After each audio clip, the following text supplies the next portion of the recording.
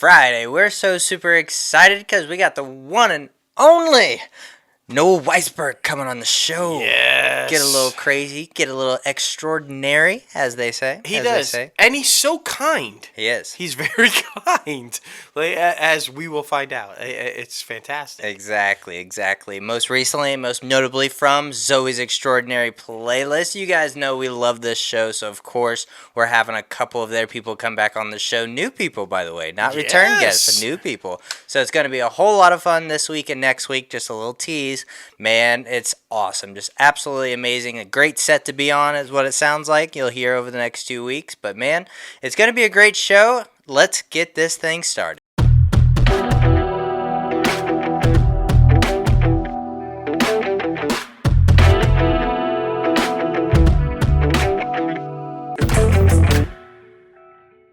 What's up, guys? Welcome back to another episode of Inside the Crazy Ant Farm. Holy moly, we're on episode 157 this week. Yes, 157. Absolutely wild. We were just talking about how it is insane in the membrane that it's been like over a year now since the big 100th episode. I know. We better get cracking on planning the 200th episode. Yeah, My seriously. Goodness, man. There's so much going on. There really is. So much good stuff, though. So much good stuff. And you guys know your host with the most, myself, J-Love Fantastic, and the one and only Mouth. What's up? Guys, we have a whole bunch to talk about. A lot of good stuff. We got some Marvel news. We got some DC news. We got a lot of Paramount news. They're doing a little bit of reworking their theatrical schedules. We got some HBO Max. The streaming wars are alive and well. You guys know, so it's gonna be crazy. It is. Man, oh man. But before we get this thing started, though, be sure to head over to our website, www.crazyantmedia.com, where you can start rocking the latest and greatest Crazy Ant Media gear. And you can donate to our Patreon page. We got so much stuff going on there. And, of course, be sure to head over to Podcast Magazine, where you can vote for us on the top 50 podcasts, because we want to get back on that list. So freaking good. But before we get this thing started, two huge losses that we had today. Yeah. It was absolutely insane. I mean, two very different people. Prince Philip, we lost him aged 99, and we lost hip-hop legend DMX. You mean not commonly mistaken? No. But No. you're right. Two, I mean, pioneers in their own right. So, it's going to be interesting moving forward, to say the very least. Yeah, very prolific, and I mean, just another thing to advocate for. Addiction is real. It is a disease, and that shit will come up and bite you in the ass. So you got to be careful with everything, man. You only get one life, so might as well take advantage of it in the right way. So just got to do the right thing, man. Do the right thing. But let's get started with some Disney news. Everybody's been wondering, what's Sam Mendes going to do after 1917? Everything's been up in the air. Everybody's juggling it all around. It's true. Well, Searchlight Pictures is teaming up with the 1917 director for Empire of Light, which is aiming for a fall 2022 release date. Now, they have found their leading lady, so it's freaking awesome to hear. Oscar winner Olivia Colman has signed on for this thing. The project is described as a love story set in and around a beautiful old cinema age on the south coast of England in the 1980s. Done. I'm in. Right? Yeah, you had me at 80s. You had me at 80s. Right. And old cinema. It sounds good. It does sound good. I mean, Mendes knows how to do those period pictures really well, right? Agreed. So, I mean, and you can't go wrong with Olivia Colman. I mean, Exactly. And they are also producing with Neil Street Productions, so it's going to be a good one. I'm super excited about it because old cinema, man. Like we said, we're film buffs, so of course we're excited about it. Hell yeah. Another one that everybody's been wondering about, because we hear about it, then we don't hear about it. It's happening, it's not happening, it's a go, it's not a go. I'm talking about Indiana Jones. Yeah, Indiana Jones. I said it, 5. Right? Well, apparently it is happening, guys. It is definitely happening. The next installment of Indiana Jones has now found its female lead to star opposite the 78-year-old Harrison Ford, and it's Emmy winner Phoebe Waller-Bridge. Yes, Fleabag, Phoebe. That's going to be amazing. She's been cast to star opposite Harrison in Indiana Jones 5. You're hearing that correct. Indiana Jones 5, as it's temporarily known. Who knows what it will actually be. But anyway, Ford is reprising his role. Duh. You can't have Indiana Jones without Indiana Jones. And in addition, this one should get you really excited too. Oscar-winning composer John Williams, who will always have my heart for the Superman theme song, God bless, and Star Wars, he's amazing. He's signed on to score the film, and did you guys know this? He's actually scored every single Indiana Jones film. That's awesome. Yeah, all the way back to Raiders of the Lost Ark. That's really freaking cool, man. And you got a freaking huge director on, freaking James Mangold coming on, taking over the... Who finally got Logan right. Yeah. This is the man. Ford versus Ferrari. If you're going to hand it over, old man Indiana, right? Exactly. He got old man Logan right, so Indiana's in good hands. That's all I'm saying. So freaking funny. Yeah, taking over the helm from Steven Spielberg, which is very interesting. I was surprised that he was going to give that one up. Yep. Some also exciting news. The newly built Avengers Campus at Disneyland will be opening to the public on Friday, June 4th. Mark your calendars, guys. 2 days after Marvel's chief Kevin Feige's birthday. I wonder if they did that on purpose. Oh, you know that. Yeah. Not long after Disneyland's April 30th reopening release date. Now, the land is freaking going to be made up of several heroic locations, each hosted by a different Avenger, sharing their unique powers, technology, and knowledge with recruits. Now, rides include Web Slingers, a Spider-Man adventure, a Guardians of the Galaxy mission breakout, as well as restaurants that are loosely inspired by like Ant-Man and things like that. And it's called Pim's Test Kitchen. Yeah, so that's exciting. Will you get giant burgers or will you be sitting in like giant chairs like you're a little guy? That'll be awesome. Right. I'm totally I have to be trained. I want to be a recruit at Avengers Campus. I'm a total geek. I'll even wear the costumes. I don't care. Suit me up. Suit me up. That's all I'm saying. Hey, Angelica is joining She-Hulk. She is. I'm so excited about this one. Renee Elise Goldsberry set to star in She-Hulk, the Disney Plus series. And as you guys know, she's joining the previously announced She-Hulk herself, Tatiana Maslany, and Ginger Gonzaga. If you guys don't know, because you should know, we've talked about this numerous times, but if you don't know, She-Hulk is Jennifer Walters. She's a lawyer. She gets in an accident. She has to have a blood transfusion, and none other than her cousin Bruce gives her some juice, and she becomes the She-Hulk. But unlike Bruce, she stays that way and can control it. So it's a whole different ball game right there. So, pretty cool. I don't know who, obviously, Marvel, the role she's having is being kept under wraps, like they do with every Marvel thing, but I'm super excited because she's a brilliant actress, and this is going to be amazing. So. Agreed, man, agreed. Another exciting thing, what? Could she be Storm? Who knows? I'm just saying. They said they were going to. Kitty Pryde was rumored. We know.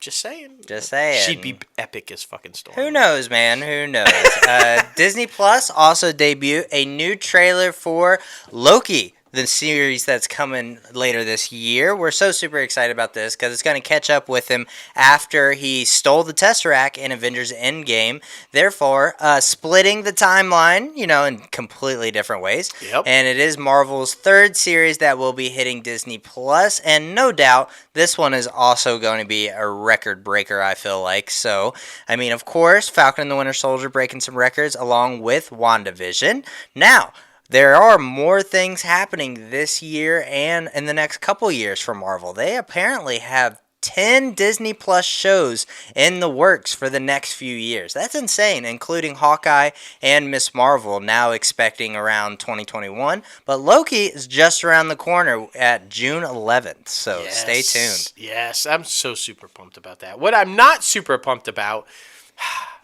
But reading into this story, I was a little bit happier, but I'm still not too cool with it. The Right Stuff, Patrick J. Adams, Danny Strong, our buddy Danny, and all that, not moving forward at Nat Geo for Disney Plus. Not cool. But here's the good news about it. According to a source familiar with the matter, they didn't cancel it because they weren't happy with the performance of the show or that it wasn't getting good ratings or numbers. It actually was. They're doing a complete redesign of Nat Geo. So it just didn't fit into the type of programming that would be on Nat Geo any longer. Now, why they didn't just switch it over to Hulu or switch it onto the regular side of Disney Plus, I have no fucking idea. But I'm buying their explanation. The good news is that it's being shopped around to other streamers. It's a Warner Brothers production. So it seems like HBO Max Right. might be a good idea. I'm just saying, especially when you're competing with the mouse. Now, 2 versions of the show are currently being shopped around. One which involves the current cast, and it would be a continuation of the story, and the other that focuses on the 1980s with the space shuttle and all that kind of stuff going on. I'd be fine with either one of those. You just age up Patrick J, because as you guys know, John Glenn also was on the space shuttle, so we could keep him around. But it would go into the Apollo missions. If it does follow up season 2 and stays with the current storyline and actors, it would start going into the Apollo and Moon missions. So good luck, guys. I hope you land somewhere. HBO Max, are you paying attention? Right. But anyway, so there's the news on that one. It would only make sense. Well, Annie Gonzalez and a newcomer, Sofia Coppola, have been cast in ABC's multi-camera sitcom pilot of Bucktown. Now, we've talked about this one before. It has Jane Lynch, Shannon Woodward, and Nicole Richie. Coppola is making her acting debut on Bucktown, and Gonzalez will play a role of Jessie, Amy's opinionated best friend who works beside her as an assistant at the ad agency. So it sounds like a whole bunch of good times. You don't want to be an opinionated person going up against Jane Lynch. No, you I feel really like she's don't. going to tear you down, man. It's going to be good. That sounds funny. I know you're excited about this one. Robert Mesa, who made his debut on Grey's Anatomy in the 3rd episode of this season, playing intern James Chi, he's been bumped up to a regular. Yes. Fantastic. Congratulations. Chi is the first indigenous doctor on Grey's Anatomy in its full 17-year run, which is hard to believe, but it's true. He's next going to appear on next week's episode, April 15th. And get this, guys, it's going to be an interesting one because it's going to take on a timely event. Maggie is going to treat a patient wounded in the Seattle protests while the other doctors are struggling to help a COVID denier who has COVID. That sounds like Yeah, well, I'm very interested for this character because he's actually only been on 2 episodes this season. So, I mean, from going basically to nothing to a recurring role, kudos to him himself. So, I'm just interested how they're going to build his character into the overall storyline. So, absolutely. Always a good sign, though. Always a good sign. I guess people liked him. Yeah, right? I mean, so... Exactly. Natalia Anderson will direct the ABC single-camera comedy pilot of Maggie. Anderson started out as a director and producer on CBS comedy series Life in Pieces, directing multiple episodes. Other than TV directing credits for Anderson include Blackish, Single Parents, Bruised Brothers, Grownish, American Housewife, and Perfect Harmony.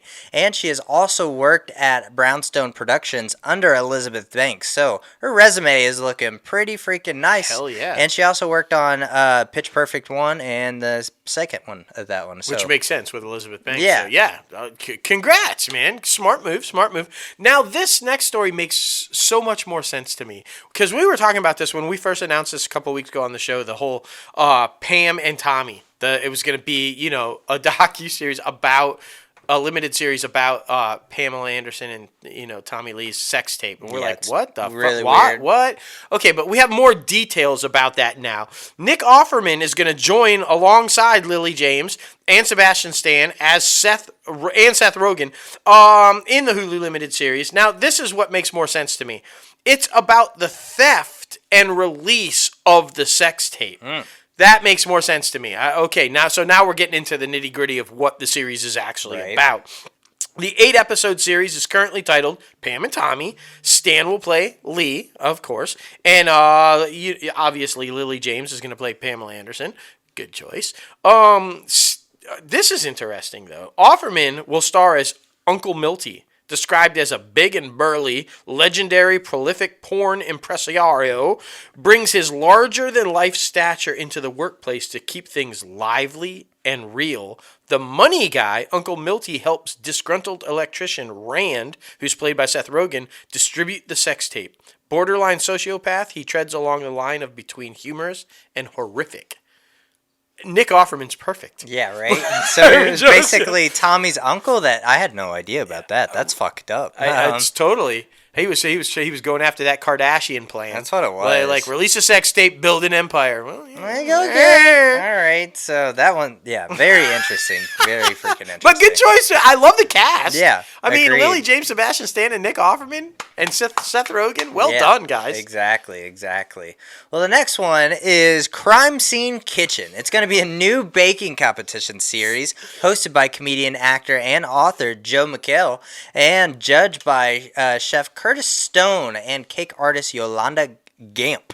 Now, this will premiere May 26th at 9 p.m. on Fox. The network describes Crime Scene Kitchen as a culinary guessing game in which bakers must decode what type of dessert they will be tasted with making. Ooh. So, this will be done by them shifting through a few elusive clues and tasting the crumbs.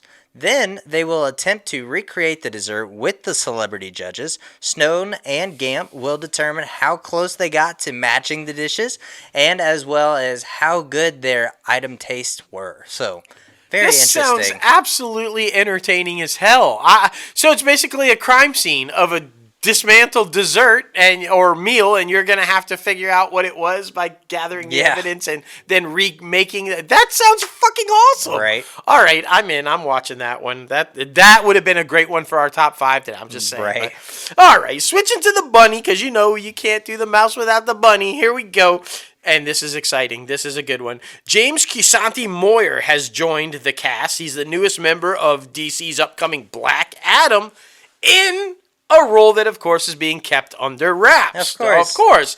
He joins the cast, as you guys know, Dwayne Johnson in the title role of Adam himself, and the big screen debut of DC's Justice Society with Pierce Brosnan as Dr. Fate, Aldous Hodge as Hawkman, who, by the way, if you haven't seen him, is fucking ripped right now to play Hawkman. Damn. Noah Centineo as Atom Smasher, and Quintessa Swindell as Cyclone. The movie comes out July 29th, 2022. Very nice, very nice. It seems like every week we got more news to report about Black Adam. Yeah, it's going to be freaking huge, and he's still trying to get... Yeah, he's already fucking ripped.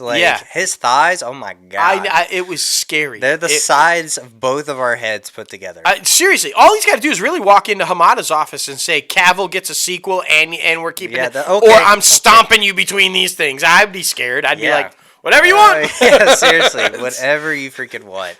Oh, man. But Big Little Lies director Jean-Marc Vallée and producing partner Nathan Ross have set a first-look deal with HBO Max and HBO, basically the same thing, basically, where the pair will be shepherd-herding a limited series, The Gorilla and the Bird. Now, the 3-year pact calls for the producing partners to executive produce Gorilla through their Crazy Rose banner, and Vallée will direct the drama based on a memoir by Zach McDermott about his mother's unconditional love for her bipolar adult son. Now, the Crazy Rose partners will also executive produce another HBO limited series, The Player's Table, to be directed by Annabelle Anteasso. So, very interesting. So that explains, though, the gorilla and the bird. If he's bipolar, it's the same dual side of the same person. Okay, now that makes sense, because I'm thinking, gorilla and bird, what are we talking about? It makes total sense. Agreed. Hey, did you guys see it? We saw it. He saw it. He's pumped. He's jammed. Jammed. That was so unintentional, but so accurate. I'm pretty pumped, too, because I was a fan of the original. I love the original MJ. But the king is taking this one, guys. I'm, of course, talking about Space Jam: A New Legacy. They dropped their trailer, which immediately blew up on social media, obviously, for seeing LeBron James and the Looney Tunes for the first time in 25 years, guys, the Space Jam. So that's awesome. If you guys don't know, the film features Sonoqua Martin Green and Don Cheadle, among a whole bunch of NBA players. You guys know that. Now, this Space Jam installment, I can't believe this, marks the first theatrically released film to feature Looney Tunes since 2003, when they had that Looney Tunes Back in Action. I can't even believe that's crazy. I know, right? Space Jam: A New Legacy will be available on HBO Max for 31 days after its theatrical release on July 16th.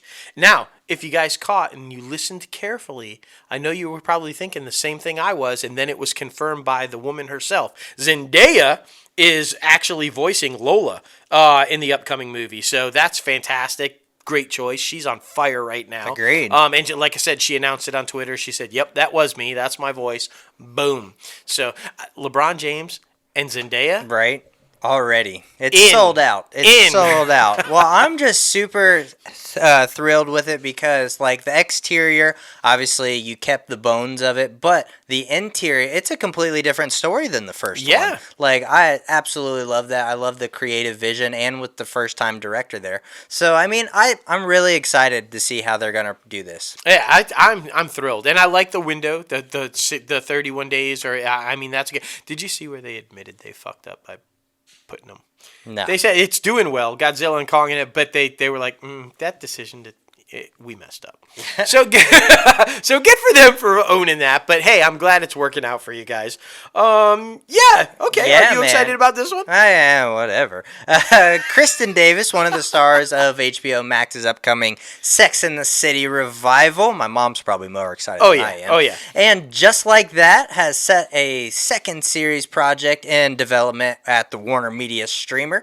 HBO Max has put in development Deeds, a half-hour black comedy starring executive produced by Davis from Ellen Pompeo's banner. Which is why I asked if you were excited. Ellen Pompeo. You know. When I first saw Deeds, I was like, Mr. Deeds? You're right. I thought it was some sort of a sequel or something. Like, okay. Deeds is about a desperate realtor who's Davis, who embarks on an increasingly dark path when she is forced to team up with a drug-addicted sociopath young couple who soon discovers that in a world of high-end LA real estate, when it comes to immorality and cutthroat behavior, they're outmatched.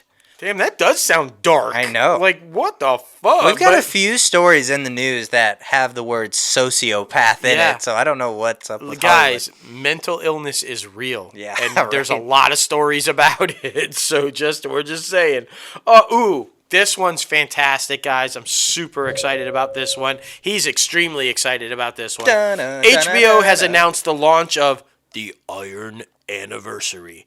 What is that? It's a month-long celebration to commemorate the 10th anniversary, which I can't even believe it's been that long already. Right. The 10th anniversary of the premiere of Game of Thrones. Now, you're asking, what's going to be included in this epicness? Well, I'm going to tell you. Included in the celebration are an interactive Game of Thrones spotlight page on HBO Max, which is live now, as well as a Game of Thrones marathon.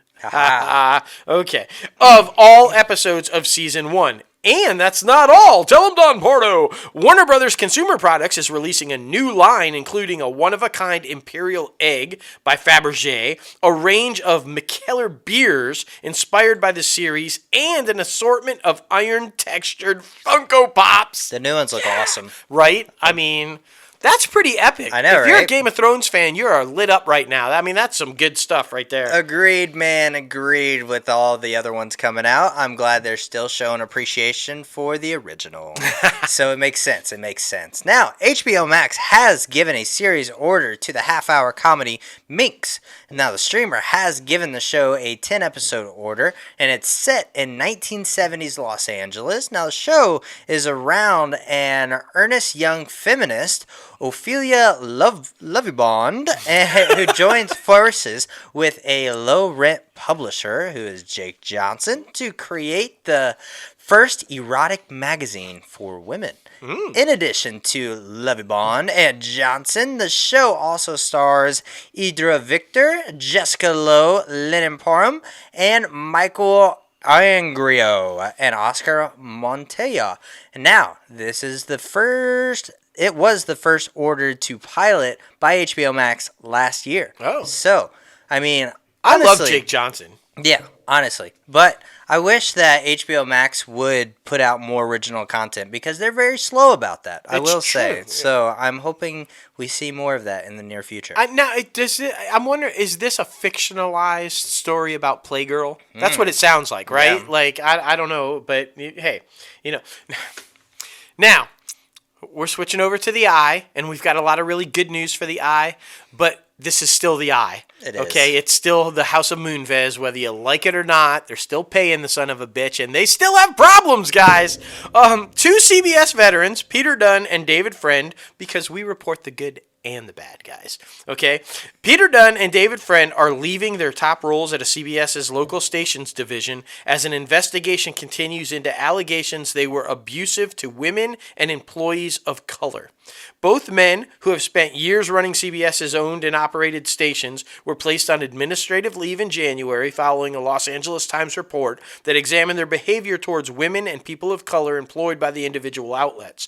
Now, the issues raised are sensitive ones for CBS, which, as I just said, the House of Moonves, prior to its late 1919 merger, 1919, woo, that was a long time ago, 2019 merger with Viacom, grappled with issues of how its employees were treated. The former chairman, douchebag Moonves, was ousted from the company in 2018 after being accused of sexual misconduct. He, of course, denied the allegations, but CBS is paying him anyway. I just want to continue to say that. Claims of the inappropriate behavior and treatment were also raised as CBS News, which ousted the former CBS This Morning co-anchor Charlie Rose, who did not deny it, to his credit, in the fall of 2017 after allegations of sexual harassment.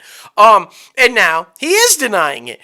Again, I want to state, Moonves is still getting paid and has a fancy office in the Sunset Tower.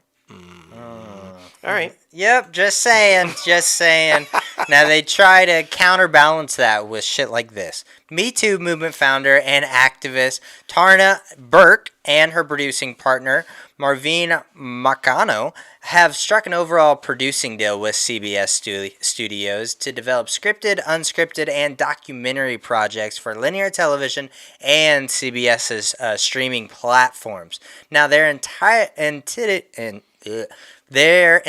Fieldhouse Productions will serve to develop and produce stories that embrace complexity and highlight the underrepresented voices with the aim of championing narratives driven by storytellers who represent the rest of us. Now, like we said, they're just trying to counterbalance shit because there's so much bad, so they're like, look at the good we do. And remember, a bunch of people, showrunners from All Rise and The Neighborhood, just left because they weren't trying to tell stories that represented the rest of us. Yeah. So that's a smart move by what they're doing. I mean, you got to try to fix it somehow, right? This next one is interesting because we're hearing this about a lot of the CEOs, and you're wondering, how the fuck does this happen during a year when you were bleeding money, right? Because everybody was losing money during COVID. You weren't selling movies. You weren't getting that. But Viacom CBS CEO Bob Bakish got a massive pay bump last year with his total compensation. This is insane to me, you guys. Rising by more than $20 million to $38.9 million. His overall haul was padded by a $19.7 million bonus compensation and another $16 million in stock awards. Now, his base salary for last year was only $3.1 million, but then you add in all the stock bonuses and all the stuff, you get him up there. Here's the crazy part, though. Bakish's 2019 compensation package was just $8.4 million. Damn. With all of this. So how are you losing all this money? You're going through, you're struggling, you're not making any profits, you're shut down like everybody, and yet he somehow got a stock bonus and he said, hey, give him $20 million extra bucks. Like, what the fuck? While employees were still furloughed, while employees were still not working and getting, I'm just saying, I'm just putting that out there. I know a lot of these big executives forgave their salaries and everything, but I'm just saying. This is why Hollywood gets a bad rep. When you get stories like these that the CEOs and the executives are bankrolling money when they're letting go literally all of their underlings. This is why Hollywood gets a bad rep. They're not all bad, we promise you. But like we said, we report on the shady shit and the real shit. Yep. Wild, man. Absolutely wild. More wild things, like we teased a little bit early at the beginning of the show. Paramount has delayed the release dates for several major films, including Top Gun Maverick, Mission Impossible 7, Dungeons and Dragons, and more. Now, in total, 10 films had their release dates shuffled, with 3 of them starring Tom Cruise. Paramount, the House of Cruise. Right, the House of Cruise. That's their new slogan. That's right. We put it on cruise control. Yeah. Now, the Top Gun Maverick film is flying to November 19th of 2021. I'm surprised they moved that out of the summer, to be honest with you. I know. That's very weird because it was slated for July 2nd of 2021. But now Mission Impossible 7 which has taken the spot of Top Gun, is getting pushed to next year to November 19th. Or no, actually to May 27th of 2022. So that one's getting pushed to a summer release, which is weird because I would have flip-flopped it. I feel like Maverick is going to do so much better than Mission Impossible. But that's just my opinion. It might be Cruise saying he wants to make sure theaters are at full capacity before they release it. Yeah. You know what I'm saying? Because I think he thinks, like you and me, that Top Gun is going to be huge, and he doesn't want to risk it on a half-full theater. I mean, it's the House of Cruise. Right? So but it's weird because they're releasing Maverick before Mission Impossible. Yeah. So that's the weird thing. Yeah, like I would have just waited longer on that one. Yep. Now the sequel to Mission Impossible 6, or Mission Impossible 8, was originally dated for November 4th of 2022. Now it's going to be in July 7th of 2023. So, yeah, that's absolutely wild. Now, the Dungeons & Dragons movie starring Chris Pine, Hugh Grant, Regé-Jean Page, and has moved from May 27, 2022 to March 3rd of 2023. Now, with the fourth installment of the Jackass franchise, which nobody needs anyway, they should have just taken that completely off, that is going to October 22nd of 2021. That one's only moving back a month. It was supposed to be September 3rd.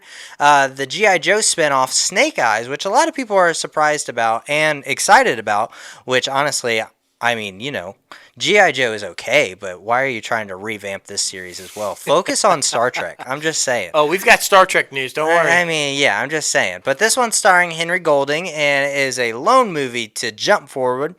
It's going to be released 3 months earlier than originally expected. It's going to be released July 23rd of 2021 instead of October. So, And 4 previously undated movies were added to the release calendar. An untitled Bee Gees movie will be coming out November 4th of 2022. Yes. The next Star Trek film will beam up on June 9th of 2023.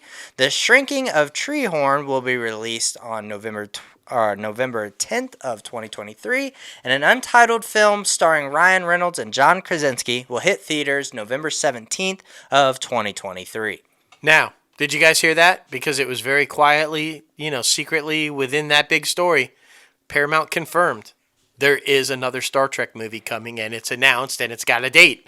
So, woohoo! Because there's long been question about will there, won't there? Well, there is, apparently, because they just released it, and they said it's coming out on that date. So there it is, official confirmation. Is this the Tarantino one?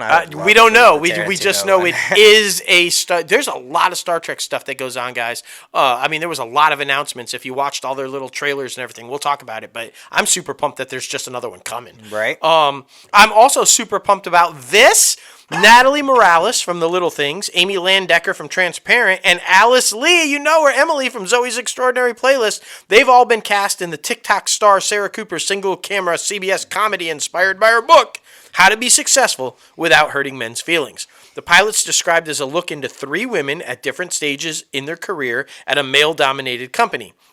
Now, Morales is set to play Joanna, a conflict-averse, people-pleasing middle manager at the small tech firm, Lucent Muse. She lives with her boyfriend of 2 years, a sweet, loyal guy who might be too sweet and loyal for her. Now, this is the one I'm excited about because Alice Lee, I'm super pumped about this. She's going to play the role of Elise, who is thrilled to be at Lucent Muse and to share all of her ideas. However, her inability to bite her tongue and just be an observer gets her into a little bit of trouble with the boys' club led by a trio of men called the Bryans.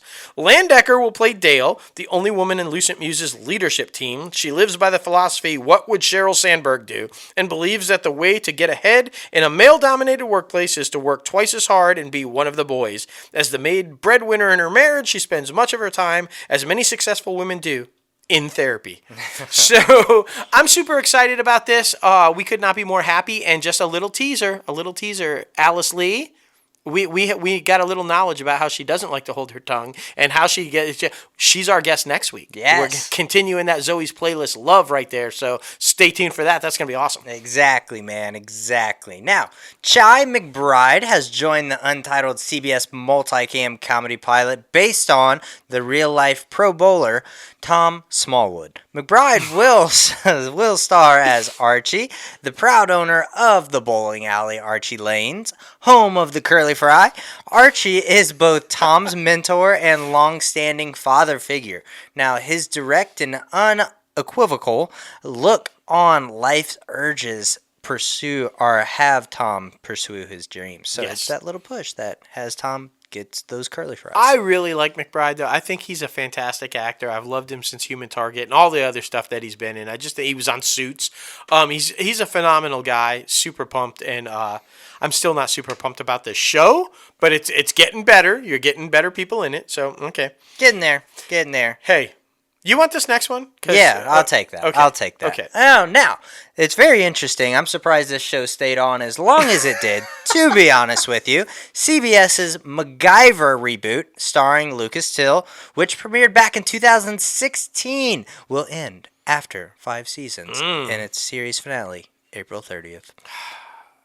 I'm not sad. No. I'm just saying. Me either. I mean, yeah, I'm with you. I'm surprised it lasted that. I'm surprised the Magnum one has lasted as long as it has. And I'm just like, those were classic, epic shows that you shouldn't have retouched. I'm just saying. I agree. Now, I was super pumped about this. I was talking about how Paramount Plus released a bunch of Star Trek shit, right, over the weekend, and just so many.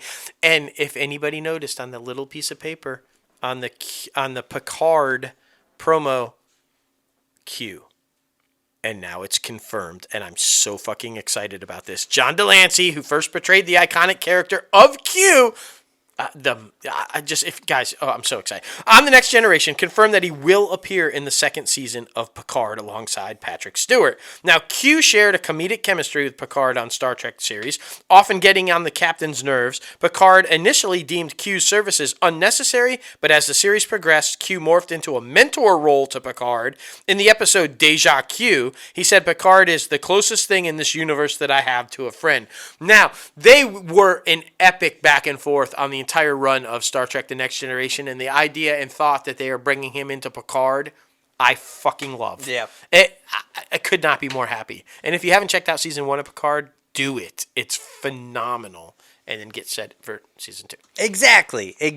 And another one that you need to check out the first season of, especially if you love adult animated comedies plus Star Trek, they have given another season order for Star Trek's Lower Deck, an early renewal for a 10-episode third season before the animated series returns for its sophomore season this summer. Now, the show will return for season 2 on Thursday, August 12th. So be sure to mark your calendar. We're super huge fans of this one. I mean, it's phenomenal. It has all the magic and all the stuff that made Star Trek The Next Generation special, but it's animated in its own thing, and it's fucking, it's fantastic. It's Star Trek meet Family Guy. It's what it is.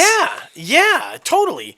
Hey, I'm excited about this one, too. I don't know about the Wayne Brady thing, although I love Wayne Brady, but I'm not sure about that. But I am excited about the other news, Cush Jumbo and Delroy Lindo. Paramount Plus' The Good Fight, which is the Good Wife spinoff, and I'm totally addicted to both. It's fine. It's okay.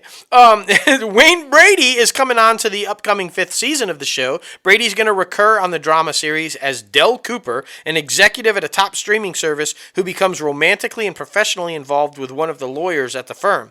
Now, here's the exciting news for me. Cush Jumbo, who you guys know we said is walking away from the show to spend more time with her newborn child and family and everything. And Delroy Lindo, who's walking away from the show because he got a new pilot at ABC and he's super excited about that. But they both are set to return, at least for the first few episodes in the 5th season, to close out their storylines definitively because it was cut short during the final season, or season 4 for COVID, and they didn't really wrap up their storyline. So kudos to the Kings and for them to bring them back and let them close it out properly, because I hate when they do that shit. Yeah. So exactly. Good. Just write them off and they have one line that's here's what happened to these characters. Yeah. You need more than that. Yeah, and they're both phenomenal actors who deserve to be going the right way. So Yay! Agreed. Now, Showtime's biggest series right now, sadly going off the air, but it had an amazing run, Shameless. They have announced that they're going to have a virtual farewell event featuring all of the main cast members. Now, this is going to be April 11th at 7 p.m. Pacific time, immediately following the series finale. John Wells, the showrunner, and will join the main cast all together. Now, this is going to be a two-part experience that will begin a reunion with the cast discussing how they earn their now iconic roles and what it's like ending an 11-season story, because it seemed like such a family. You guys know we had Shanola Hampton on, and she talked about how it was such a family. So It's going to be very interesting to see how they move forward. Now, fans will also be able to virtually explore the Gallagher home and feature that will remain available beyond the finale event. Oh, that's really cool. That's very exciting, and you guys can go to GallagherHouse.com to see it. Yeah, so. the iconic bathroom in every opening scene. That's right. Fantastic. You can go there now. No, seriously. The real question is, will Emmy Rossum return? Will she be a part of the wrap-up special? Right. She liked it on social media. She commented on it and everything. And I mean, can you do a proper send-off to the Gallaghers without Fiona? I don't think you can. I'm just saying. Just saying. Hey, this one's exciting, too. Tyler Perry is apparently not done with Medea. He's developing a drama prequel series about the early life of Medea for Showtime. Showtime ordered multiple scripts for the project, which is titled Mabel. And the official description of the project says, long before she was the force of nature known as Medea, she was a smart, fierce, irresistible, dangerous, crazy 20-something black woman named Mabel Simmons. When she moved to Atlanta in 1972, she set the city and the world on fire. I'm so excited for this. Especially, I'm very interested to see who they will cast as young Medea, because, I mean, you know, those are some huge shoes to fill. Tyler Perry going to be watching you the whole time. That's like his baby. Literally. But, I mean, I'm super excited about this. What shoe size does Tyler have? I mean, right, they are probably like 13s, like seriously. But for real. I'm super pumped about this because she is a prime example of a strong, independent black woman. So I'm excited to see more of that character. Definitely. Agreed, man. Now, heading over to NBC Universal, Paul Dano will join Michelle Williams and Seth Rogen in Steven Spielberg's semi-autobiographical film about his family, playing a version of Spielberg's father, Arnold. Oh. Now, it's unclear how much Spielberg's direct biography will factor into this story, but students of Spielberg's life know just how critical his late childhood was in Arizona. So it's going to be very interesting. Now, it first started with making Super 8 movies with his friends, and it's going to be like a whole big thing about his parents and how their marriage began to fall apart and go deep into that. So it's going to be a very interesting story. I'm excited about this one. Me too. And Paul Dano is freaking phenomenal in everything. So to see him play a version of Spielberg's dad is going to be epic. Agreed. You know what else is epic? George Clooney and Julia Roberts. Every time those kids get together. Huh? Yeah? Okay, well, they're getting together again. Julia Roberts and George Clooney's romantic comedy that we've told you about, Ticket to Paradise, is coming to movie theaters next year, sooner than we thought. The Universal Pictures film, which reunites the Ocean's 11 co-stars and longtime friends, is set to debut September 30th of next year. And as we told you guys before, the film centers on Clooney and Roberts as two exes who find themselves on a shared mission to stop their love-struck daughter from repeating their mistakes. Yes. Oh. I know. You can't stop that. No, you can't stop you really that. Can't. But Clooney and Roberts are going to be epic too. They're going to try. I want to know. I don't think we've reported. I wonder who the daughter's going to be. I know, right? I mean, I'm trying to picture who could be Clooney and Robert's daughter. Yeah, it's a great question. It's a great freaking question. Now, Universal's Fast and Furious 9 has passed China's censorship to receive official approval for release. Now, a specific release date for China has not been set yet for F9, but it's supposed to debut in the U.S. June 25th. So stay tuned for that. We know how China can be picky sometimes, so you got to get past some stupid shit. Yeah, I mean, they weren't. No way they were doing it close to that, because I guess that's like the communism anniversary party like thing. So they were like, nope, fucking not doing it just then. Just kidding. Hey, Queer as Folk, the groundbreaking Russell T Davies series from the 90s. You remember that? About 3 club-going men in Manchester's gay village. Well, it's going to be reimagined because everything is these days by creator Stephen Dunn for the Peacock. No. Okay, all right. The network announced a straight-to-series order of the reboot, which is described as a modern take on the original UK series that will chronicle the lives of a diverse group of friends in NOLA. Ooh, in New Orleans, y'all. That sounds interesting. Whose lives are transformed in the aftermath of a tragedy. Davies is on board to the new project as the executive producer, and Stephen Dunn is attached to write, direct, executive produce, and will also direct the pilot episode. So, at least it's got the original creators. Yeah. I hate when they try to do reboots or remakes and it doesn't even have the original people involved. Yeah. Like, so, okay. Yeah. I mean, You know, I feel like NBC and Paramount and CBS are the definitive reasons we have so many fucking reboots. I'm just saying. I mean, the Peacock, I know we make fun of the name all the time, but even their slogan is a double negative. Yeah. You can't not watch. Yeah. Like, what? What are you saying? What do you mean right you can't not watch? Like, what?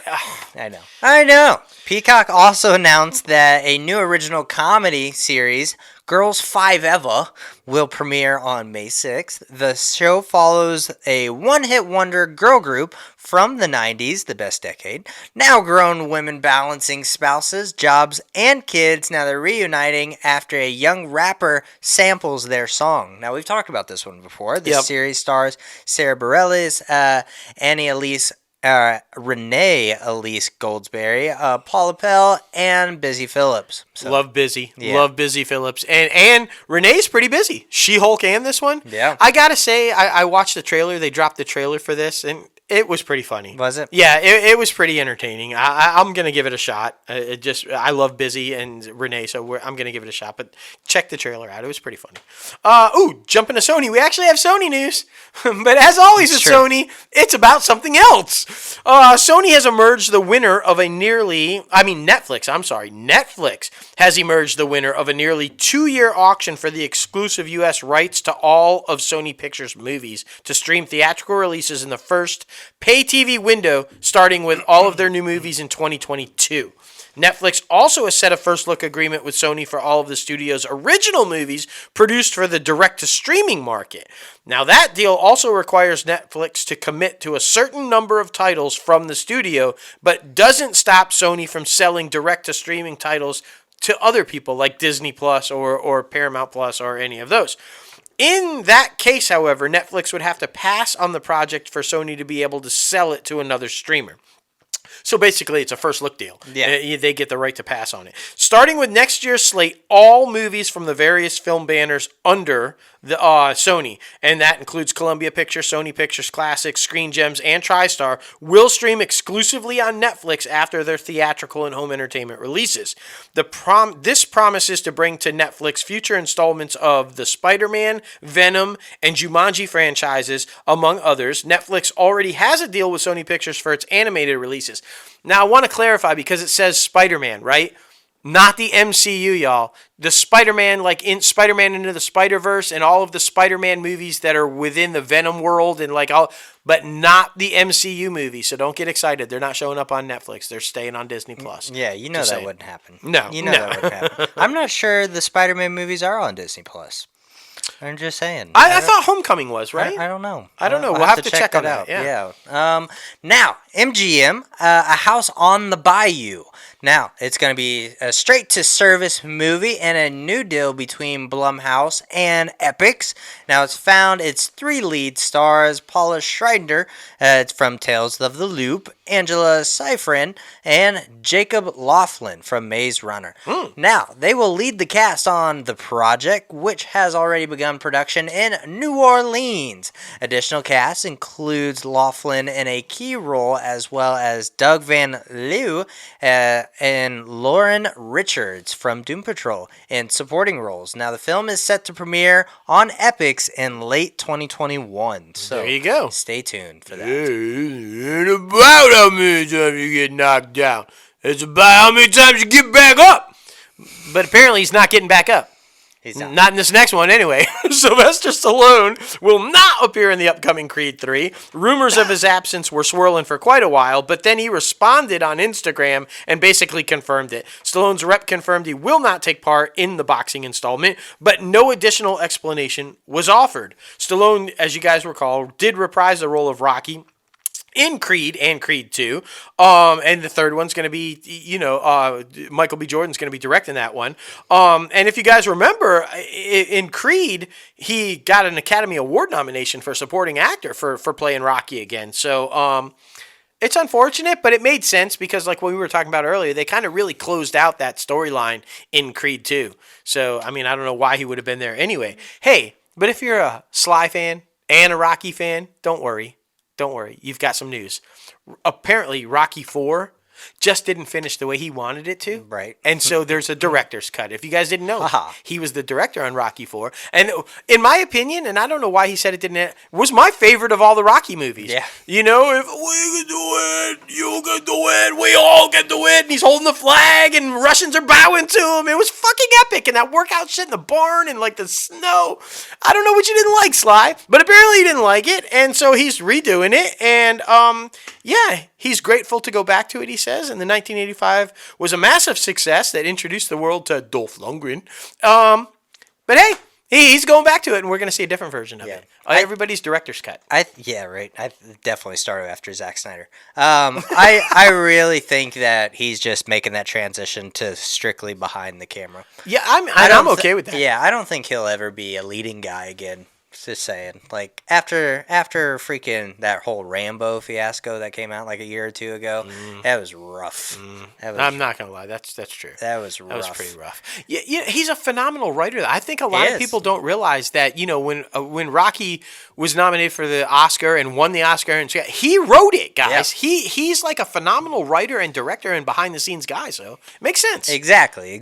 Well, now heading over to Lionsgate, we keep talking about this Borderlands movie, and I mean it keeps putting together such an amazing cast. Edgar Ramirez has been cast in a new role of Borderlands. Now it's the big screen adaptation of the popular video game, like I said. He joins the A-list ensemble cast that includes Cate Blanchett, Kevin Hart, Jamie Lee Curtis, Jack Black, and now Ramirez will portray a character named Atlas, a business titan and arms manufacturer who is considered one of the most powerful people in the universe. So, very interesting. So Iron Man? Right. Wait, hold on. No, I'm just kidding. I'm kidding. Ha-ha. This is another one we're talking a lot about lately. Lionsgate's tapped Benny Safdie to star in Are You There, God? It's Me, Margaret.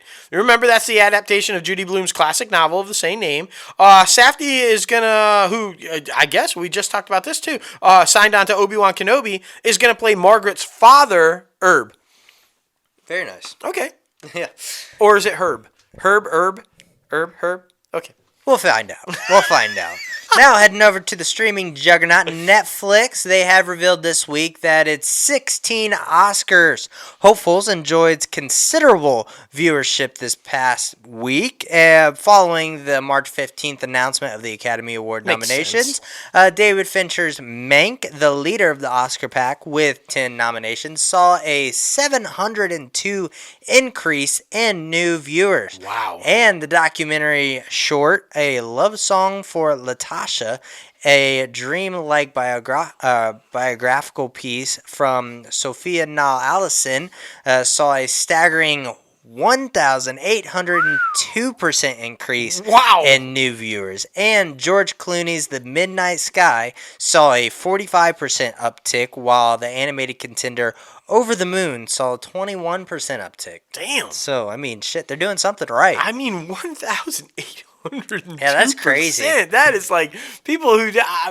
well, on a short film, too. Short film. Yeah. Netflix is making short films more popular and more relevant. So, they really kudos to them, man. Yeah. Hey, Just saying.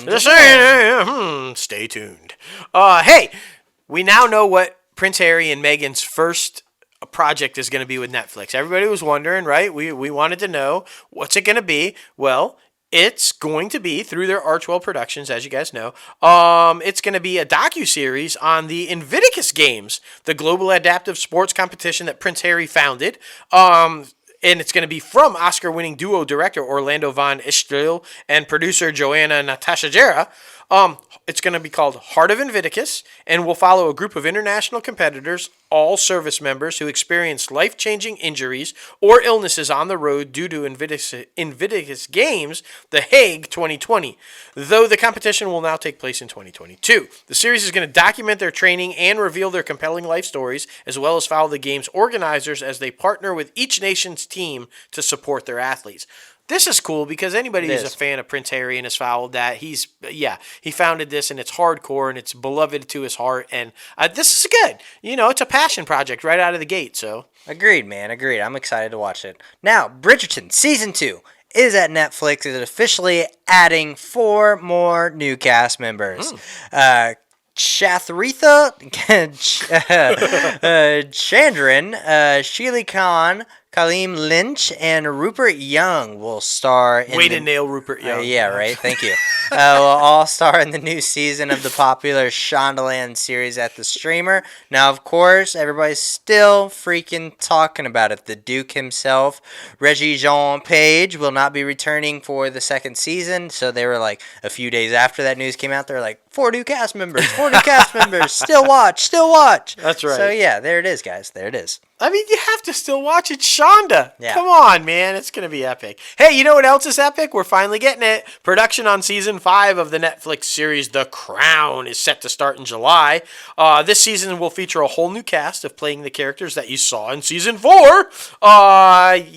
Tenet star Elizabeth Debicki is going to take over as Princess Diana. Dominic West is going to be portraying Prince Charles. Imelda Staunton will be the Queen. And Leslie Manville will be Princess Margaret. The Crown wrapped Season 4 filming early because of COVID. Yeah. Everything wrapped early because of COVID. Exactly. Just saying. Oh, I know a lot of Witchers fans are a little sad about this. Jodie Turner-Smith has exited the prequel series, The Witcher Blood Origin, due to a scheduling conflict. Turner-Smith was set to play a warrior named Ellie, and now one of the leads in the 6-episode limited series. Now Lawrence O'Fernian is also was recently cast in a lead role, so they're just looking for somebody else to fill those shoes. It is what it is, man. It is what it is. Happening. Schedules happen, man. Schedules happen. This one sounds interesting. A documentary series spanning over 2 decades of footage and home videos of Kanye West's life. Okay. All right, Netflix. The series is said to include never-before-seen footage of West and will cover his career in music and fashion, his failed 2020 presidential bid, and the death of his mother, Donda West.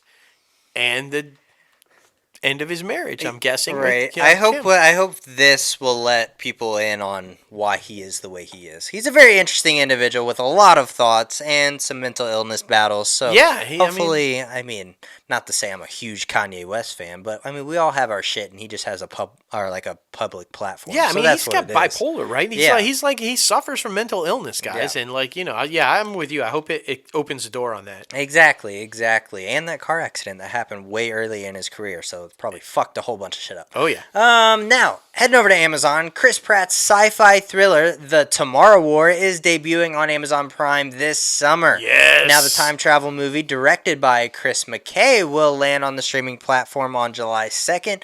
Amazon reportedly shelled out $200 million for the rights of Tomorrow War, which was developed and produced by Skydance Media.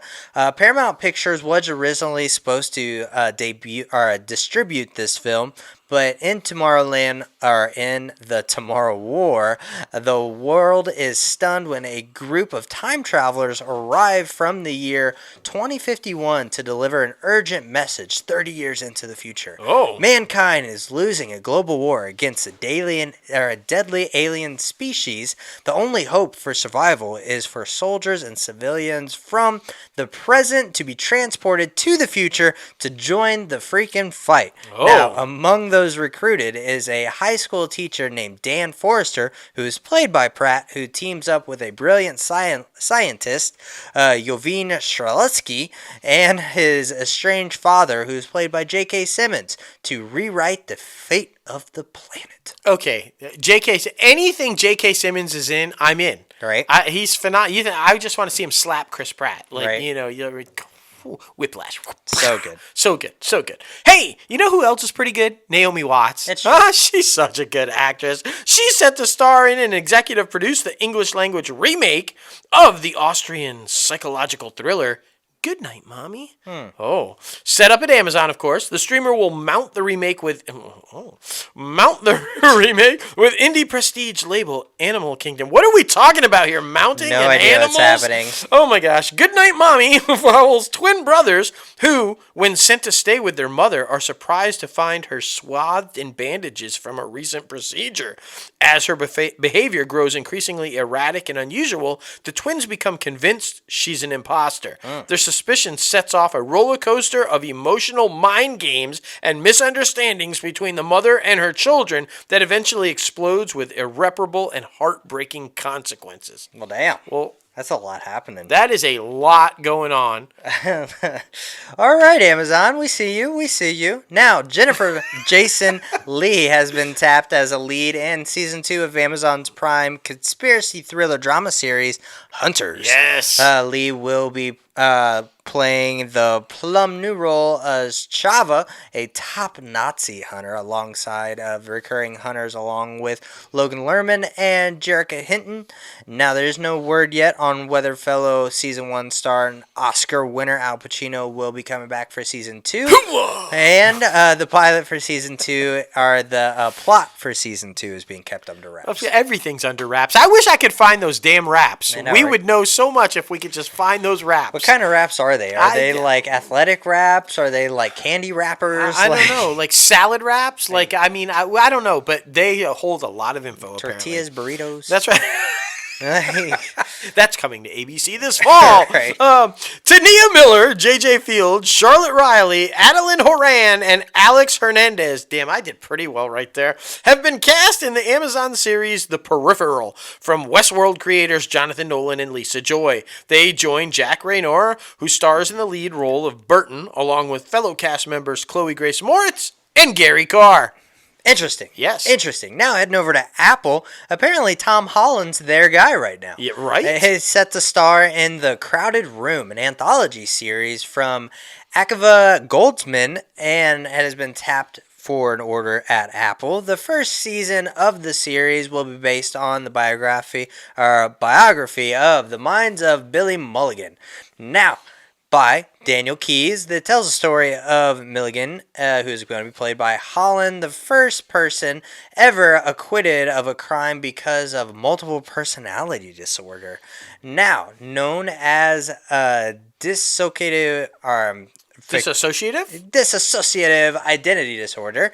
Now, Apple has ordered 10 episodes of the first season. That's going to be really cool to see Holland pull off bipolar and multiple identities. That's going to be badass. Right. He's so good. All right. Adepero Aduye. It's true. Adepero Aduye has been cast in the upcoming Apple series 5 Days at Memorial. Oduye joins previously announced cast members Vera Farmiga. The series is based on the Sherry Fink novel of the same name, and it chronicles the first 5 days in New Orleans after Katrina. When the floodwaters rose, the power failed, and the heat climbed, exhausted caregivers were forced to make life and death decisions that haunted them for years to come. As we told you guys before, Farmiga will star in the role of Dr. Anna Powell. Oduye will star as Karen Wynn, the nurse manager of the intensive care unit at the hospital and the head of the hospital's ethics committee. Cornelia Smith Jr. has also been added to the cast. Smith will play Dr. Bryant King, an internist and one of the few doctors of color at the hospital who finds himself very much in the middle of the crisis. Farmiga is going to play. Oh, okay. Oduye, yeah. All right. So there you go. That's going to, I am interested to kind of see how that plays out. Yeah, agreed. I mean, especially, I remember when all that stuff was going down. Yeah. Right? And like watching the news about it and stuff. So it's going to be very interesting to see. I love when there's projects that come out about real life events. Yep. Now, the next Apple drama series, the Essex Serpent has added 4 actors to its cast. Frank Delane, Haley Squirrel, and Commence Posey and Jamel Westman will all join the cast. Now it's led by Claire Danes and Tom Hiddleston in the show, which is an adaptation of Sarah Perry's novel of the same name. Now, the 1-hour drama series follows newly widowed Cora, who's played by Danes, who, having been released from an abusive marriage, relocates to Victorian London to a small village of basically Adwinter in Essex. Intrigued by the local superstition that a mythical creature known as the Essex Serpent has recently returned to the area. Now, Hiddleston will star as Will Ransom, a trusted leader of the small rural community. Fun stuff. That sounds interesting. Yeah, right? A lot of stuff happening. But it's Hiddleston, it's Loki, so, I love Hiddleston. Give me some Hiddleston. It's going to be good. It's going to be good. Well, now, it is time for our guest segment, man. We're super excited about it. Noah Weisberg for coming on the show. He's freaking great, man. Like, so humble. This guy is just, like, one of the most humble people we've ever interviewed. Absolutely. And the way that he talks about his fellow castmates, and he's not just an actor, guys. He's a writer, producer, a director, a creator, and his story is just really inspiring. And, I mean, he passes along some really good advice at the end that you should really listen to because it is how you will make it. Agreed. The up-and-comers are going to love this one. Well, here he is. Noah Weisberg, welcome inside the Crazy Ant Farm. How are you, man? Hey, good. Thanks for having me, guys. Oh, man. Thank you kindly for joining us. You see what I did there? That's adorable. That's an adorable way to start the program. No problem. We do our homework. We do it, and we'll be talking about thank you kindly, no doubt. And, of course, Zoey's. Man, we just love you guys. We've had the honor of interviewing a bunch of y'all, and we can't get enough of you guys. The listeners can't get enough of you guys, so we're super pumped to talk to you, man. Thanks. And I'm sure we'll get into it, but the best part about that show is working with those people. They are, and I'm not just saying it, the nicest, or because I've worked with a lot of nice people, but they are maybe the nicest people I've worked with. Oh, yeah. From the first episode, just so kind, supportive. It is a great, any place as an actor, usually we're just happy to have a job, but it is a great place to work. Well, that's good to hear. We would agree wholeheartedly with all of the ones that we've talked to. We feel the same way, and we know you're going to be just as nice and epic, Noah. It's going to be fantastic. So what we like to do to start off the interviews, though, is kind of give an introduction to the fans or listeners who might not be familiar with your background and everything, and so we got to ask, was it something you always saw yourself doing from a young age, or how did you kind of fall into the acting, or how'd you get started, man? Yeah, so since I was a little kid, I did theater stuff. Like I started around 8 or 9. Before that, and even while I was doing acting stuff as a kid, just like in my children's theater around, my town. I'm from the Chicago area. Okay. I was still playing sports because that's just kind of like what kids do, a lot of us. And I just knew I hated it, even though people told me I was good. I just never felt like I was there and where I should be or something. Right. And my mom one summer was like, there's this children's theater summer camp. I was like, wait, what? You can do like theater? And she's like, yeah. I was like, I don't have to like be outside exploring the woods and then playing soccer for 3 hours. Like it's miserable. And so I did that, and that kind of helped change everything. There was this guy, Dr. Denhart, who's still around, of course, thankfully, who ran this program all these years in my hometown of Northbrook, Illinois. And his goal was never to make like movie stars or anything. It was just to build confidence and teamwork skills. But a lot of us developed this huge love of theater, and it changed our lives. Nice. That's really fantastic. Did you find a sense of community as well? I always hear about all the stage actors, and when they find a good ensemble cast, it becomes more like a family. Was it like that for you? Yeah. Even as a kid, it was like that. And I remember the first show I did, one of the first shows, Babes in Toyland, I had never experienced this before. You rehearse for weeks and weeks, and then you do like 3 performances. Right. Yeah. Right? Yeah. And all of a sudden the show was over and I'd never felt a sadness about a thing being over. Because as a kid, you're like, oh, I got to go to my, relative's house and that's going to be boring or whatever it is. There was always things you couldn't wait for it to be done. Right. And this was like, oh, I'm going to miss this thing. And this group of people will never be the same group of people will never be together ever again doing the same thing. That's it. It was like, which is the beauty of theater, is that's why it's great to go, because it's live, and even the audience, that group of people will never be in that room again watching that show. So yes, and that is a huge part of what theater people love about theater. Yeah, absolutely, and that was obviously a great transition, because that's what we always want to know too. Like how do you? I mean, there's no better exhilaration than feeding off of a live audience, right? That instant gratification, or sometimes not gratification, of knowing whether you're soaring or not soaring immediately, right? Yeah.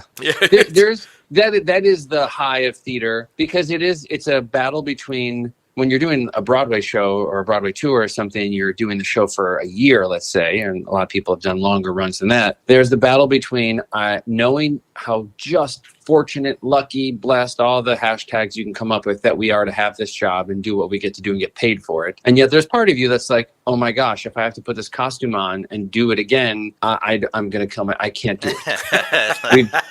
And you're like mad at yourself. You're like, why would I? Because physically it's still a job, and you don't want to do a half-ass job. You want to be full out every night because someone paid a lot of money for those tickets. So there's always that battle, but you even sometimes on TV, like with Zoey's, you get that sort of sense of getting to perform it for people and getting a reaction, because the crew and the actors and the directors they've picked and our creator of our show, Austin Weisberg, are so supportive that there are times where they just have to hold you say something in the script and then they're like, oh, don't laugh so we don't ruin the take. So it feels almost like you have an audience. Right. No one's holding back. Everyone's coming over to each other and going like, oh my God, you sounded so good. Or that was really, what a funny improv. I hope they keep it in the show. It is, I keep going on about it, but it's a different experience than I've had. It is super, super supportive. Oh, that's on Zoey's. That's awesome to hear, because I mean, like we said before, like everybody just seems so freaking nice on that show.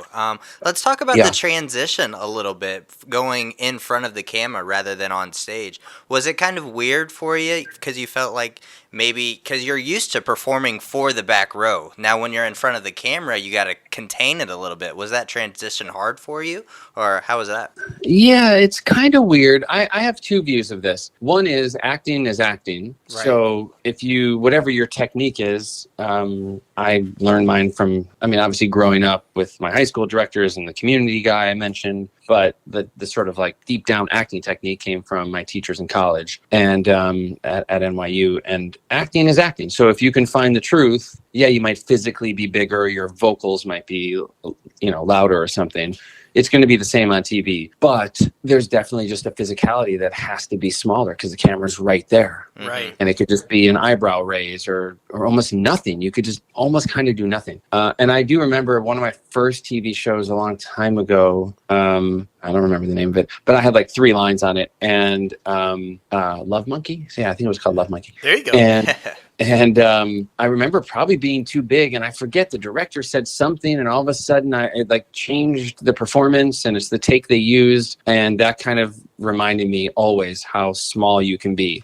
And yet also in real life, people are big. Like if you propose to somebody or you get broken up with or someone died, you don't have a small reaction in real life. So I think sometimes we can fall into the trap of being boring because we're trying to do so little. It's like, we don't have to do little. We just have to be truthful, because some moments are huge in life. Well, I find that you deliver that in a lot of your performances, that you are genuine. You are delivering something that's real, that people can relate to. I think the entire cast of Zoey's does that really well, which is why I think it connects so well with the audiences and everything.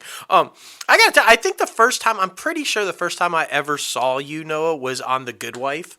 I was a huge fan of that show, and the first time I saw you pop up on Zoey's, I'm like, I know that guy. Where have I seen that guy? And then I was like binge watching Good Wife again, and I'm like, there he is. Yeah, now I know. So I think Zoe's, though, is kind of like this cool kind of a thing, though, where you can, I guess it's kind of like a mix of being on stage and on television, right? Because you get to do these over-the-top musical numbers, and you get to do all this choreography and dancing and singing and everything. So it's kind of like a mix, right?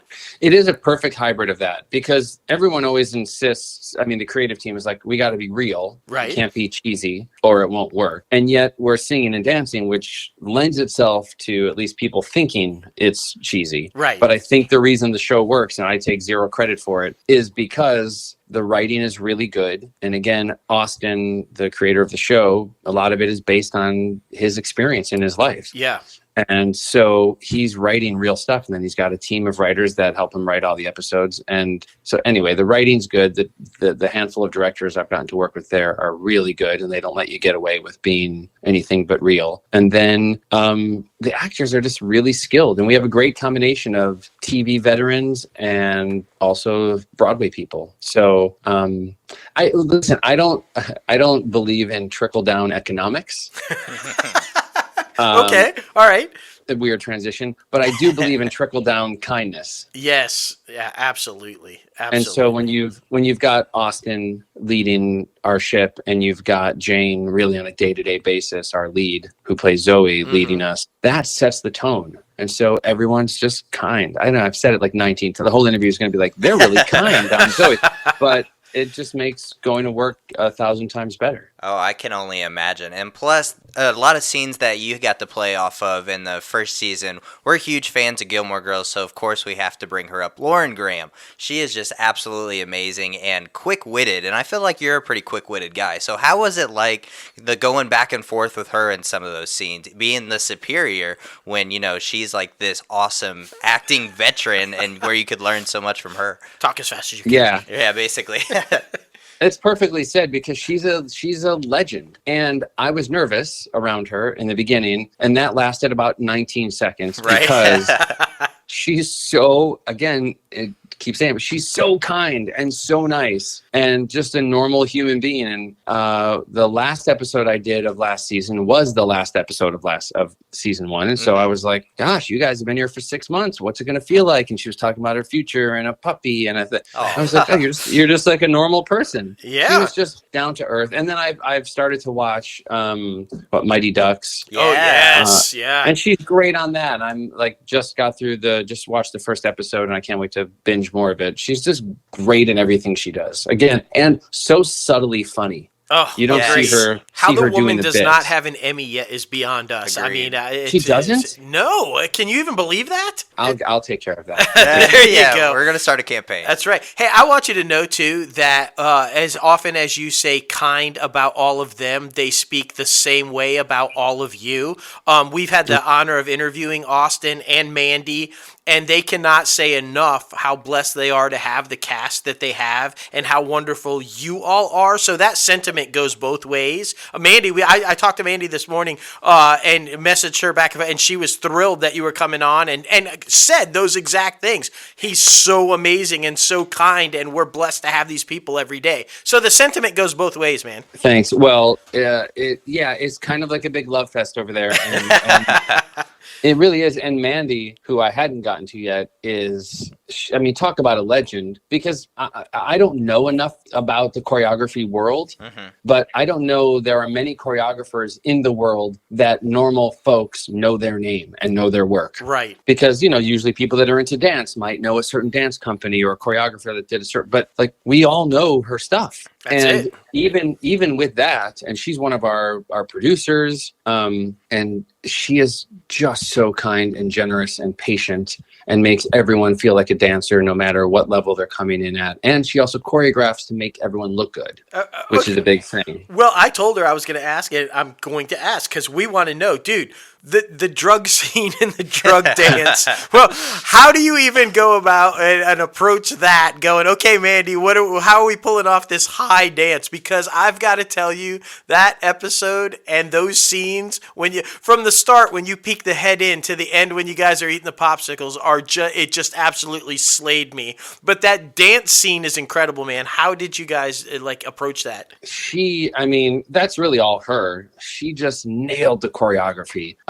And she just sort of set the tone that like, this is a light, you're just having this beautiful trip and you don't have to act crazy or do anything crazy. And I'm not a drug guy, so I didn't really have much to draw on. So I really took her guidance on that. And also, by the way, we have an amazing steady cam guy, because a lot of our shots for our musical numbers on the show are what they call oneers. They're one shots. Yep. So the whole thing. So also a lot of pressure. I'm like, oh my God, don't mess up this dance because I'll ruin it for 30 other people. Right. But a lot of that creativity of how it's even shot is Mandy. And then she has an amazing partner in our cameraman who can accomplish it. But I didn't know that a choreographer is also basically a camera person. Yeah. That's really fantastic. And I mean, speaking of like season 2, there was so many protocols to go into starting to film in Vancouver and everything. How was that like? Was everything like, you felt comfortable on set, or was it like something new, obviously, but how was it like getting to Vancouver, quarantining for 2 weeks and then going to set? Yeah. I was nervous. We were all nervous. To begin with. Yeah. And the quarantine process is kind of weird. They put us up really nicely, so it's not like we're in a bad place, but you still just mentally you're like, I can't leave. Right. Even though I was like, I haven't left my house in 9 months. What do I care? It's the same thing. But now I knew I couldn't leave. I couldn't even walk outside. And in Canada, they're very strict about it, which I really appreciate. Yeah, there's like huge fines if you actually like walk out, right? If you're caught outside. Up to $1 million. Yeah, that's so insane. Damn. Yeah, and I don't have up to $1 million. Like, listen. So the joke would be on them. Yeah, but right. So I loved that the government took it seriously, and so did our set. I actually felt, once we were there, I felt safer than I would anywhere else, because we were in this little bubble. They had tents set up outside with, all these nurses and a doctor and health and safety people wearing vests, always handing out fresh masks. We got tested every other day. And we all felt really lucky that we were in this little bubble. It was more risky, I thought, flying home or flying there than when I was there. We felt very taken care of. In fact, if we weren't called to set that day, they would send a nurse to our apartments to test us. Wow. So it was really strict and took our temperature every day. I was like, I'm going to miss this. I want someone to come to my house every day and take my temperature. Oh my goodness. Well, listen, okay, so we've talked about the acting, right, and how you got started and all that kind of stuff, but I really want to talk too, because we have a lot of listeners and fans of the show that are trying to break into the industry, and you are beyond an actor, you're also a creator. You write, direct, produce. So let's talk about Thank You Kindly, which you wrote, directed, and produced, and starred in. Yeah. Talk about that process. How did you make the transition, to behind the camera and doing that type work? Do you like that? Do you see yourself doing more of that, or do you prefer yourself in front of the camera? Talk about that a little bit. I think I would love to be able to do a bit of all of it. And almost like being a theater actor versus a TV or a movie actor, it's kind of fun to do a show for a year on Broadway or something and go, I can't put the costume on again. I can't do it. And then get to go do a TV show where every day you're learning new lines and new scenes. So the same with creating stuff versus just being in front of the camera. Ultimately, if I had to choose, I don't know. I think there's something even on a different level about creating it yourself, even if you're not in it. It's really, really special because it's also so collaborative. So Thank You Kindly that you're talking about is the film I made that stars Kimiko Glenn, and she lets me act with her. That's how good she is. That she was like, yeah, you could say some lines. Because she is so good in it, and talk about experienced. She's just on every show. Like every time I look on Instagram, like, and she's filming another thing. Yes. So most people know her probably from Orange is the New Black, or Broadway people know her from Waitress. Yep. But and she's quite the voice actor too, right? Because she's done Spider-Man Into the Spider-Verse and DuckTales and like a bunch of BoJack Horseman. I mean, she's like all over the place. Huge. Yeah. And her singing is amazing, and she gets to sing in the film. I know in the trailer. The trailer's fantastic. Oh, that's right. Oh, good. Thanks. So a lot of us shoot stuff because we all have an iPhone or a camera or something that we can make. Anyone can make something, which is great. And then it actually started around like 2011. I had come out to LA and I was getting no auditions because while I had been working really nicely, steadily in New York, everyone in LA was like, "Who? Oh, you were on Broadway? Oh, that's cute." So I was like, screw this. I'm just gonna, it'll pick up, thankfully it did. But I'm gonna start making my own stuff. So I wrote a short. Oh, really? It was a pilot based on something that my buddy Richie back in New York and I had worked on, which is a zombie comedy. Okay. Called What's Life Got to Do with It? And so I wrote this pilot and took the savings I had from making a little money in New York, flew Richie out, we shot it and hired like real camera people, a real crew to actually shoot a real thing. There you go. And so instead of just like on the iPhone or something, and that did really well and won the Vail Film Festival and won acting awards and filmmaking awards and director award, all this nice stuff. So I was encouraged. Then the acting stuff picked up because writing also is like great, but also sucks to like lock yourself in a room and try to come up with something out of nowhere. So when acting stuff was going well, I was like, yeah, all right, I'll do this. and then again, I was like, I've made more money. I can afford to make another movie. So I wrote Thank You Kindly, which is, about these two people that have this encounter that changes their lives, and hired a great casting director who found us Kimiko, and then spent a couple days shooting it. Right. And it like takes place all in like this hotel, right? You're basically at this hotel. Yeah. So, and that's another, like, for people that are wanting to shoot stuff. So my buddy Cam Fife has helped produce the things that I've made because he actually knows how to, and I don't.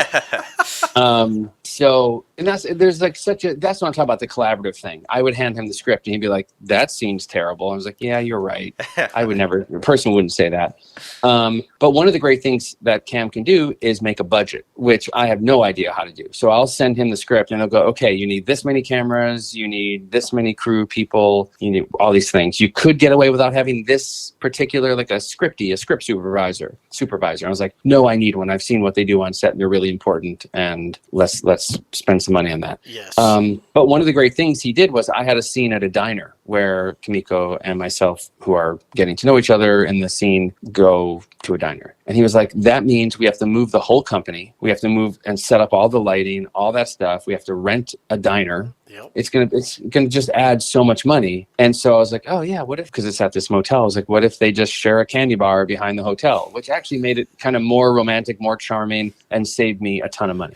Oh yeah, hey, there we go. So I guess you can kind of like write your dream version of whatever it is you're shooting, and then have someone who knows better say, no, you got to be realistic. Like, we can save you thousands of dollars by just changing the location, and the scene's still the same, and maybe even ends up being better. That's fantastic. And what I really love about this whole conversation is basically you go wherever the wind blows. Like, if you're swayed in one direction, you're like, all right, I got to do this. That's fine. Cool. We did this for a little bit. Now I'm going to do this. All right, fine. Cool. So, I mean, that's really encouraging for the up-and-comers who are trying to break into the industry and kind of have that, like, tunnel vision. Like, this is the only way that I can do this. Well, it's not. You have so many resources. Everybody can shoot a film right now on their phone. So it's really encouraging to hear someone like yourself tell the up-and-comers, hey, there's so many different ways you can do this. Yeah, there's another one of my best friends is this big Broadway producer named Ken Davenport, and somebody you guys should interview, actually. He's just a wealth of knowledge. We'll have to look into that. Thank you. We will. Yeah,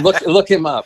I love him, like propping up all my friends. Cam Fife's going to be on the show. Ken Davenport. Hey, that's fun. Yeah, man, we're all about that, bro. We're all about building that network. It's all good. Well, and I think Ken's idea, and he's so successful and so creative, is that you say yes to everything. I mean, as long as it's safe, Right. Say yes to this little film, little student thing. Oh, what am I going to get out of it? Well, that person who's directing it, who's graduating from NYU 3 years later, is now an intern at a talent agency, and whatever, you don't know. Exactly. And it just builds experience and resume, and the same goes to saying yes to yourself. Just make something, write something. So he's always saying, I don't even care if it's always the best. I want to know that, like, every week, this person, every week at 7 p.m. on Tuesday nights, they put out a 2-minute short film. And by the end of the year, they have 50-something short films that they've made. And maybe 12 of them are great, but just always produce and do stuff and be creative and say yes to opportunities. Oh, love that. Absolutely love that.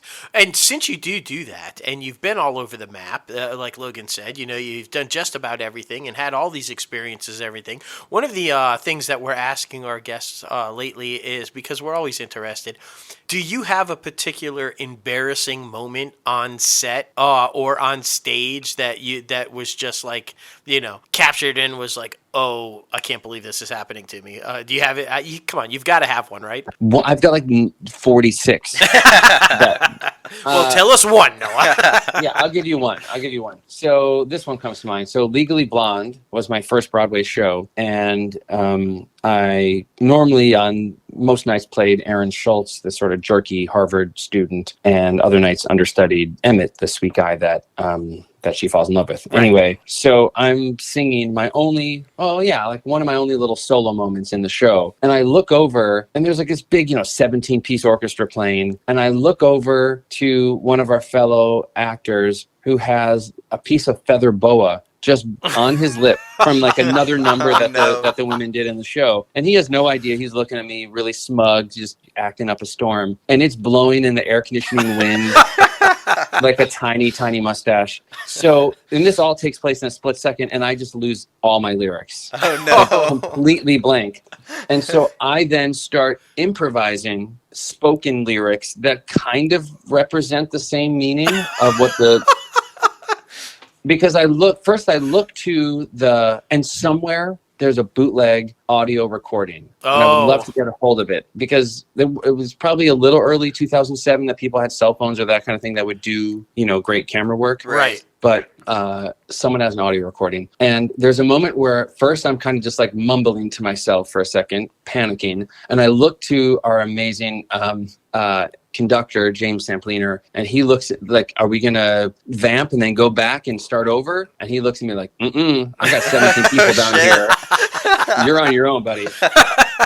And when he looks at you like that, you're in trouble because he's the most supportive guy ever. Right. But it's easier for me, one person, to fix it than 17 musicians. So then I just start saying, because the whole scene is we're bragging to Elle Woods all of our accomplishments. Right. And then when it comes to her turn, she's like, I did Shop for a Cause or whatever. Right. So I just start looking at the people saying, I've got a lot to be proud of.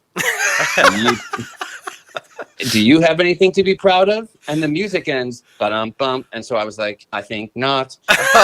And the whole time, Christian Borle, who's playing Emmett, is just beet red, trying not to laugh, but also giving me this look of just pure thrill. Because when you've done the show 100 times, something going wrong is a thrill. Yeah. Right. We're professional and you don't want it to go wrong, but when it does, you're like, oh, how's this gonna end right. for you? A little adrenaline rush. So, yeah. Yeah, and I think someone made me a pin. Somebody at the stage door made me like a little button or a pin I could put on my jacket that said, I think not. Oh, that's fantastic. Oh, yeah. What a great story. Yeah, I love that, man. That's so good. And something else that we're asking everybody who comes on, most recently, since we've basically had to been shut down the past year, what movies or television have you been watching and or streaming? Well, I don't watch as much TV as everyone else seems to. Yeah, I understand. I'm a big news guy, so that's part of what I love to do is watch news to kind of keep up on all the craziness that's happening. I like to watch HGTV, watch some renovation shows. There you go. But I loved Sex Education early on in the pandemic. I loved Ted Lasso. Just made my heart so happy. Those have been my favorites so far. I'm probably forgetting something, but those two stand out as I just loved them. Yeah, loved him. I'm glad Jason Sudeikis is getting like the recognition he deserves because he's so freaking funny and another just genuinely really nice guy, at least from what I've heard. He does, and he breaks your heart too. All those guys, Steve Carell, all those greatest comedians, also are actually beautiful actors who break your heart in the next scene after they've made you laugh the whole time. Absolutely. Yeah. And as you mentioned before, and smart man that you are, Lauren Graham's Mighty Ducks. Yes, of course. Yeah. Yes. Oh, right. And Mighty Ducks. Yeah, that's right. But I'm not even kidding about that. Yeah, my girlfriend and I just started it, and we're already like, this is so charming. We love this. Isn't she just basically like Lorelai on skates? I mean, it's fantastic. She's just amazing. I mean, they were going to call it Lorelai on skates, and there was and they're like, I know, damn. Right. Amy Sherman Palladino's like, I don't think so. Yeah, right. Like, get the fuck out of here. Oh my goodness, man! All right, so clue us in, if you can. Are we going to see more of Danny and what I mean, he did invest in the restaurant. He's got some stuff. He's got some stakes in there now. So, are we going to see more of you? What's coming up, man? Yeah. So the without spoiling anything, the good news is I'm around. I've shot more episodes, so I've got more to do in this season. Fantastic. And just as an actor, I'm happy. I'm like, great. I'm the sole investor in Maximo, and I still run the company. So, and because of that episode that you were referring to, which I think is episode 5, season 2, I start to have more of a little personal connection with Zoey and some of the other employees, because we had that moment with the popsicles and all that. So yeah, I feel like I'm now, a little more part of the group, and I don't think I'm going anywhere, which is great. And of course, we're all hoping, fingers crossed, for a season 3, and we'll see where that. Hey man, we're doing everything we can. We vote on all those things. We try to get all y'all on here to talk about it and promote it. We love you guys, man. So we're pulling for that as well. Thanks. Hey, us too. Of course. Was it hard to keep a straight face when Jane is like literally slithering across the table for your popsicle? I don't know how you guys keep a straight face sometimes, man. We don't always.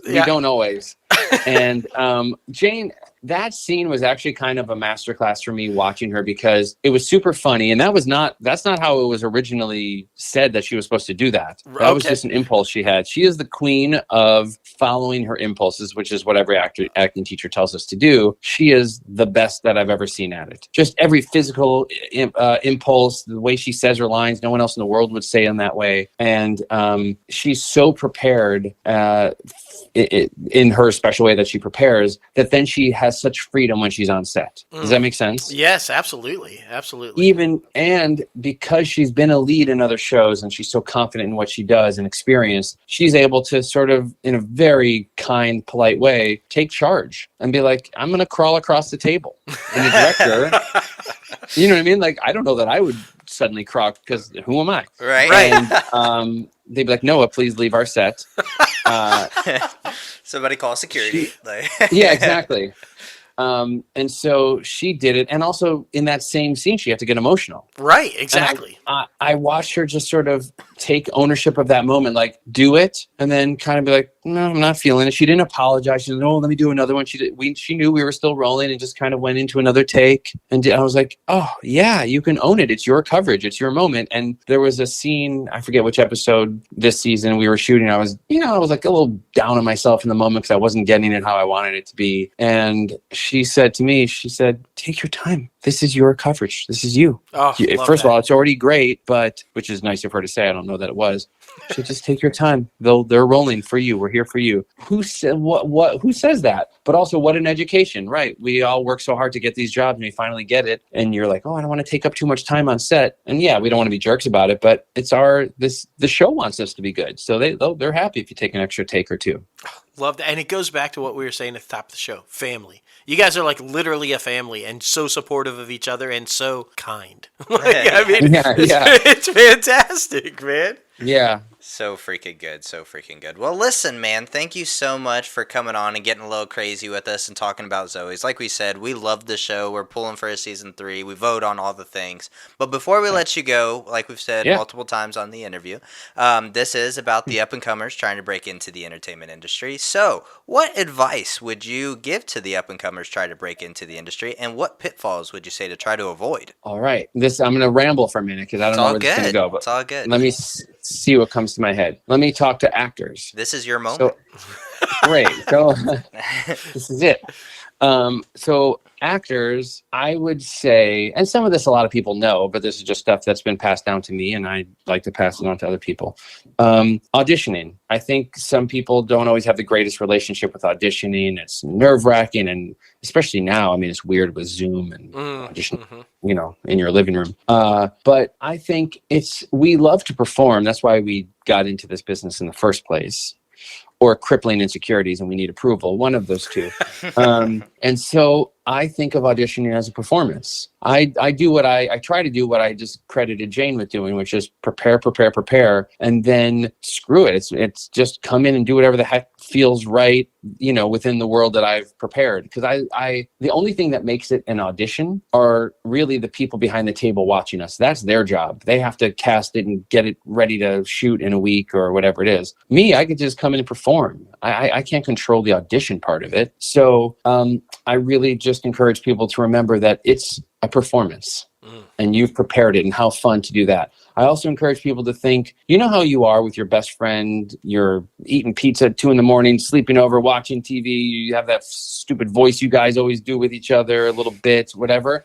Like, if you can bring that freedom in, then, because so many times I think, and I still do it once in a while, where I'll leave an audition and go, that's how I should have played it.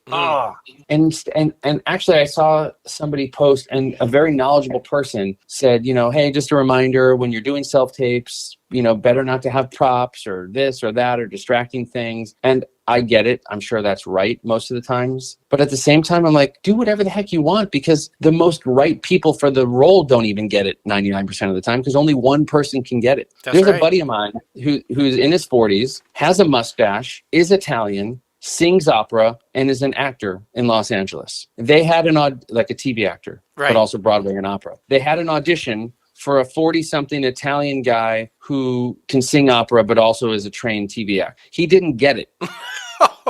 So you can't take it personally, but at the same time, you might as well do whatever you think is funny. Like, darn it, I think it's funny. Like for the audition for this show, for Zoey's, there was a whole scene about a carrot, and that I grow carrots on the roof. And of course, you're not supposed to have props in auditions, but I was like, screw it. I would laugh at this.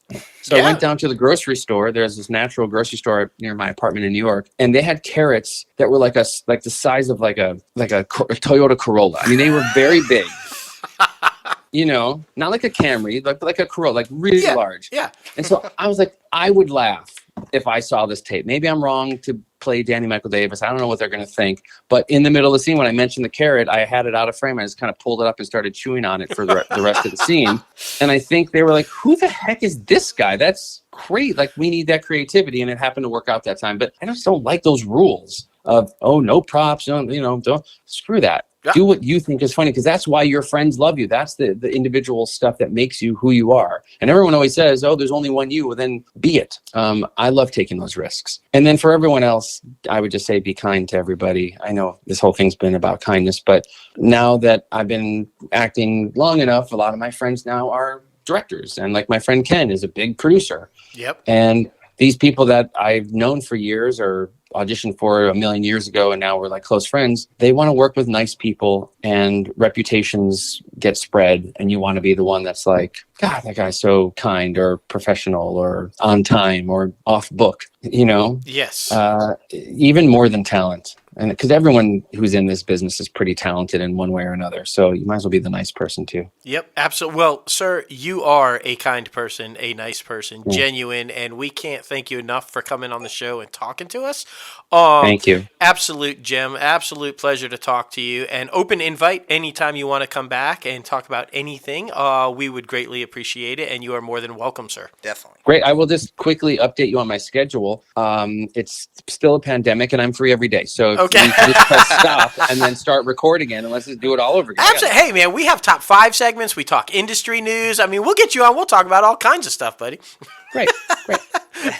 Listen, man, thanks so much. Oh, absolutely. And take care, and just our best wishes for the show and everybody for continued success, man. Thanks so much. Really appreciate it. Thanks for having me. Yep. Bye-bye now. Bye, guys. So good, man. So good. I always love when they're so humble and so willing to say, hey, it's these people who make the show great. Not even trying to give credit to himself. It's these people who make the show great. Yeah, humble. I'm glad you said that, because that's the entire interview. That's what I was thinking. He is so genuine and so humble about what he does, realizing he's just as good and bringing it just like everybody else, but humble. And at the end when he said, people want to work with kind people. So just be a good person, guys. If you're trying to get into this industry, just be a good person. Exactly. It's going to get you a long way. It's really not hard. It's really not. It's not. Thank you again, Noah, for coming on the show. All right, now it is time for the Top 5 segment. Oh, man, it's Guilty Pleasures this week. It's very freaking interesting. And I mean, we had to clarify. We were like, what do you mean, Guilty Pleasures? Yeah. Do you mean TV shows, movies, or just everything? He said everything. He did. But, we're just kind of trying to put it in a box, and let's just go TV and movies. So, keep it in the box. You don't want to know the Guilty Pleasures outside of the box. Nobody needs to know that. No, it's fine. It's fine. I mean, damn you, Jason. oh Damn my you. goodness. I mean, I guess I could have put a guilty pleasure showering with Quibi. I mean, but Quibi's gone now. I feel you're so. I mean, you're awful. I'm just saying. Yeah, who are you? Who are you? You cheat. You're a cheater. You shower with Quibi, but you say you love IMDb Pro. You're supposed to be showering with IMDb Pro, and there you are, caught with Quibi. I know. I gotta throw HBO Max in a little cheater. bit too. He's a cheater. God, cheater. Sexy. Well, anyway, guys. He's just a gigolo, is what it is. Apparently, he's a shower whore. Oh my goodness. J-Lo, fantastic. Shower whore. That's a shirt. Well, where is this going? Back to the guilty pleasure. No idea. My number 5 for guilty pleasures, film or television, is Last Action Hero with Arnold Schwarzenegger. Now, this movie did not age well. It's honestly really freaking bad, but I love it because it's just one of those where you're. Do you shower with it? I mean, every once in a while, but Arnold Schwarzenegger was just such a big iconic actor back in the 80s and early 90s, so it only makes sense. But going back to this film, I love it because it was a film lover movie because the kid basically loved films and he basically got sucked up into a film. Now, Arnold Schwarzenegger's acting is not that great, but it's fine because, like I said, there's a good storyline. Yeah, there it is. Number 5, Last Action Hero. Guilty pleasure. He was pretty epic in the 80s. Remember him with little Alyssa Milano in Commando? I love that movie. Good. Commando was so good. She was so adorable. That little one's Alyssa better. Milano. The writing's so much better in Commando. And Twins, by far his best, I think. But that's just me. Okay, my number 5, next up in the tank. I'm sorry. You guys hear me talk about this all the time. You see me tweet about it all the time. I fucking love Shark Tank. I am addicted to this show. I went back and watched every season of it. I think it's because I love the pitch. I really, really enjoy pitching things. And so I just love seeing those people come in there and stammer and try to get some money. I feel for them. I want to go in there and do it for them sometimes. And it's just I can't get enough of this show. And Mr. Wonderful, please come on our show. Yeah. Please. I want to talk to you, Mr. Wonderful. That has to happen. It has to happen. Robert can come on and just cheer and be happy because he's the happiest guy ever on Shark Tank. He wants to try everything. He wants to eat everything. It's just calm down, Robert. Okay, my number 5. Shark Tank. So good. I would love to talk to freaking Mark too. Cuban would be badass. Yeah, he's a movie guy, Magnolia Entertainment, and so come on, guy, come on. An IU alumni. Come on, of course, and a Dallas resident. I mean, so it's the best of both of our worlds. Really it's fantastic. Just saying. My number 4 goes to Bend and Snap. Reese Witherspoon, man, she's a badass. Just everything she does. Oh my God, she's amazing. But playing the typical dumb blonde girl, she's absolutely hysterical. Long rumored the reboot or the sequel to Legally Blonde is in the works. I don't know if I still believe it, but maybe. And of course, you guys know there's musicals and shit about this movie now. So it's hilarious, guys. It's hilarious. It's ever on Comedy Central. I'll stop and watch it, especially if I have the girlfriend in the room. It makes me feel better about myself. Because if I watch it by myself, I'm like, what the fuck am I doing? You're showering with multiple streamers. I still watch it. Yeah. I mean, whatever. My number 4 is Legally Blonde. That's what makes you feel better. That's what makes me feel better. It's fine. It's good. It's fine. It's all right. It's okay. Because of my number 4, I could build him a new shower to cheat in. It's fantastic. Good. It's fine. My number 4, I'll admit it, HGTV. I'm down with the Property Brothers. I like me some Hometown. I'm all in, man. I like that beachfront, where I can't get enough of it. I like cooking shit. So all the cooking shows. I like the home renovation stuff. I want a log cabin that's empty and then just go for it. I want to take all of the knowledge that I've learned from my little guilty pleasure shows on HGTV and go for it. That's all I'm saying. Just saying. There's nothing wrong with HGTV. No, there's really not. It's Happy Good TV. That's what it stands for. Happy Good TV, if you didn't know. I didn't know that. HGTV, Happy Good TV. You learn something new every week, guys. That's what we're here for. You learn something new every single week. Honorable Guy TV. Yeah, right. Hey, you pick it, but whatever you want to say, that's what it is. All right. Well, anyway, my number 3 goes to Roadhouse. Patrick Swayze. Man, this guy. This movie is awful. I'm just saying. No, it's not. It's awfully good. Oh, yeah, I'm okay. just saying, all right, I was going to say. It's just... so awesome. The premise is stupid. But, I mean, it's a pretty badass action movie, but, like, the premise is kind of stupid. It's got fucking Sam Elliott throwing down. It's a badass movie. Yeah, the two, their dynamic and their chemistry is absolutely hilarious, especially, like, the morning of when he, like, dances with Swayze's, like, boo thing in the movie. Like, it's great. It's absolutely great. And my favorite scene is when he rips old boy's throat out of his fucking neck. What? That shit is crazy. Well, what about the scene with Homeboy with the where he's going down the street? I'm just like, this guy is such a prick. And let's be honest about it. How many people wanted to have sex against the wall after that movie, right? I mean, like, it was a pretty hot scene as well. Everything about the movie's good. It's fantastic. Don't feel guilty about it. And I'm going to tell you why I don't feel guilty about it. Because my number 3 is also a Swayze film. Yeah. My number 3 is Dirty Dancing. Yeah. Johnny. I mean, because he's epic. It's Patrick fucking Swayze, okay? Swayze ruled back in the day. I'm sorry. He saved Baby. He took her out of the fucking corner. He said, "You will not be put in the corner. You will dance." And he hoisted her up, and the little... It was so badass. Don't judge me. Don't judge me. Had fucking Jerry Orbach from Law & Order. Had Emily Gilmore from fucking Gilmore Girls. I mean, come on, y'all. It was an epic cast. Epic storyline and a nice retreat. Like, what? Jennifer Grey before the nose job? Like, come on, y'all. Fucking epic. Don't judge Dirty Dancing. There it is. It's like a hot fucking potato. Oh, goodness.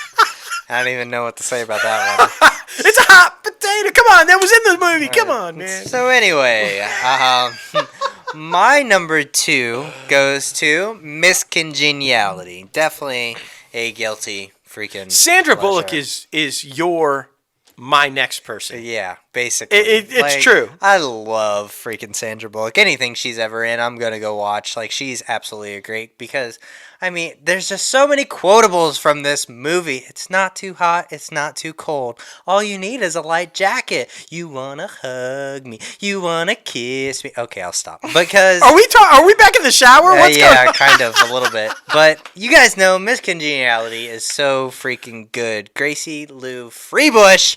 Just go watch it, guys. I'm going to watch it after this. I'm just saying. It is phenomenal. I mean, should I even tell you that Sandra Bullock has a house in New Orleans? No, shit. I mean... She's there a lot. We're taking a trip. And we may or may not know where it's at, too. So I'm just... I shouldn't have told him that. Nope. Now we're in trouble. Right. If we don't do a show next week, it's because we're headed to New Orleans. Hey... You know who my girl is there? The one that I just want to see everything she's in ever because I just think she's phenomenal, like his Sandra Bullock. Lily Collins. I just think she's adorable. I think she's a phenomenal actress. Everything she's ever done is brilliant. She's this generation's Katharine Hepburn, in my opinion. She's it.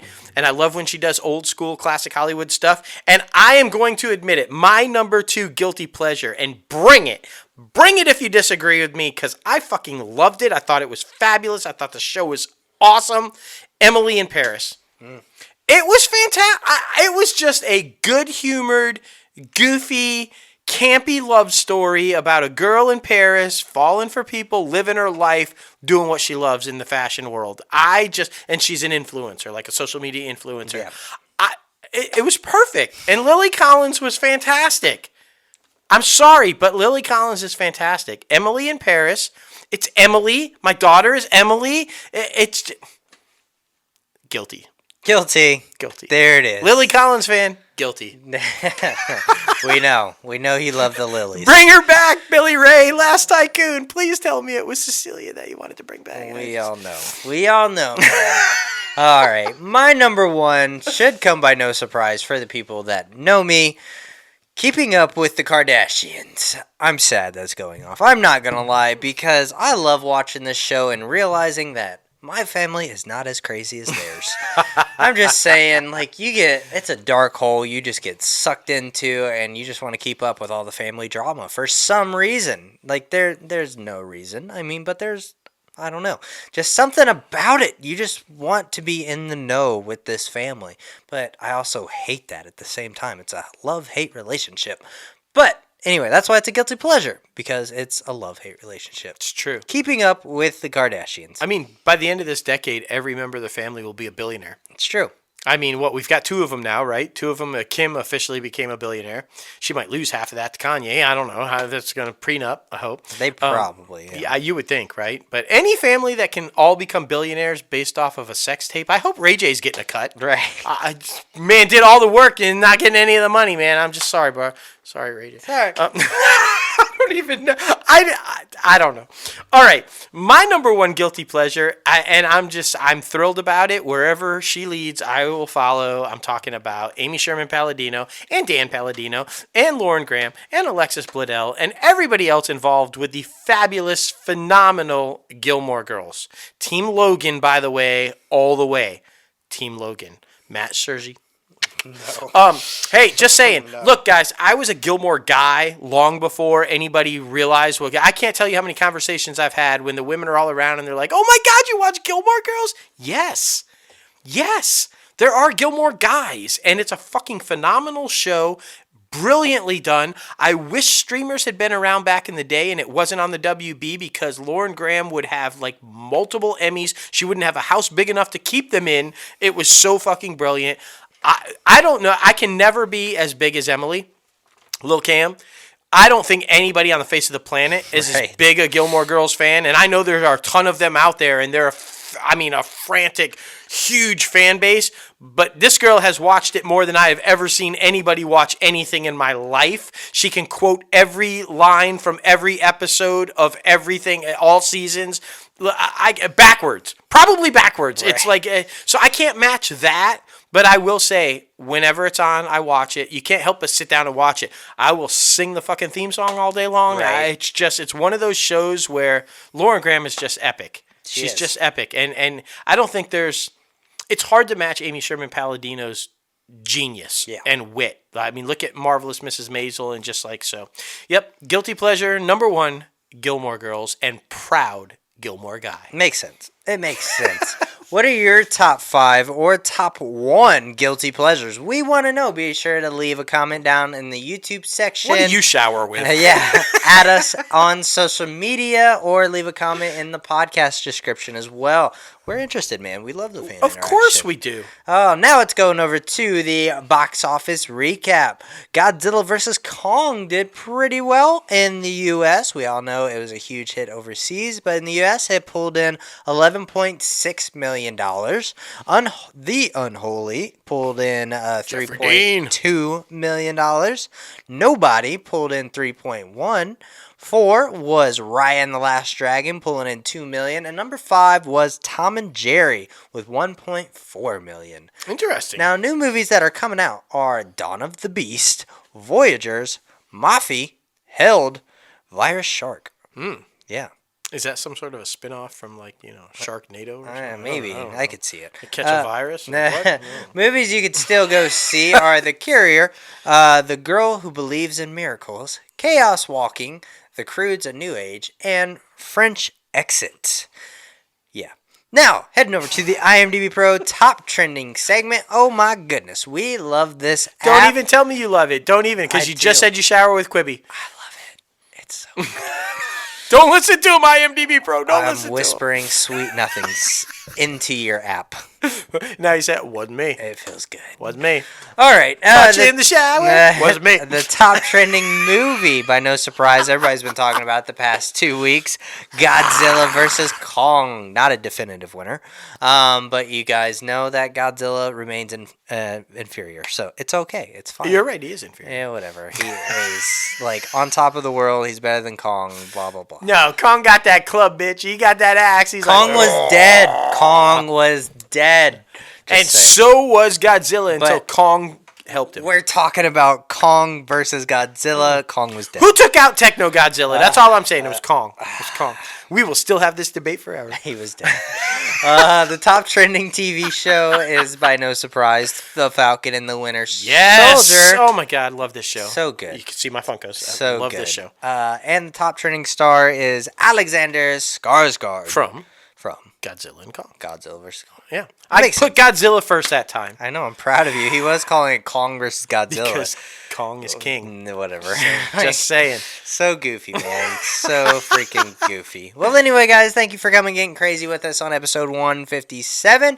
We got to thank our guest one more time, Noah Weisberg, for coming on the show and getting a little crazy. Be sure to follow him on social media.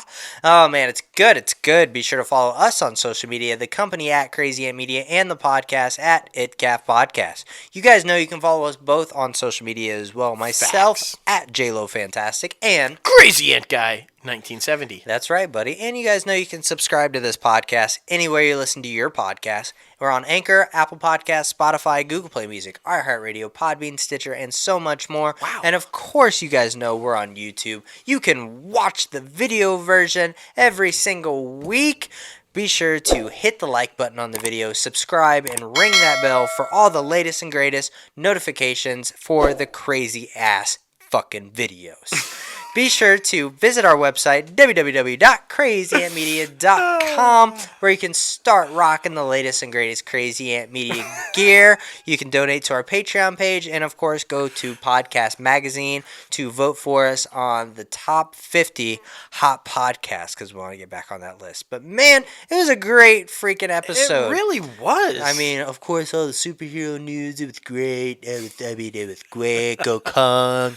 But yeah, man, I'm super excited to see where what's his face's role, how it will build in Grey's Anatomy, because like I said, he's only been in 2 episodes this season, so to bump him up to a season regular or a series regular, it's going to be very interesting to see how they play more on his story. So yeah, I mean, I'm very excited. There was a lot of good stuff, though. There's a lot of good stuff. It really was. I mean, I'm just excited about the slate of movies from Paramount, even if they are moving them all around. I'm not going to lie. I'm pumped for Maverick. Yeah, I am too. I'm really excited about that. So I was, and yeah, okay, sue me. Fucking superhero shit. I'm excited about Angelica coming on board with She-Hulk. I'm super pumped about that.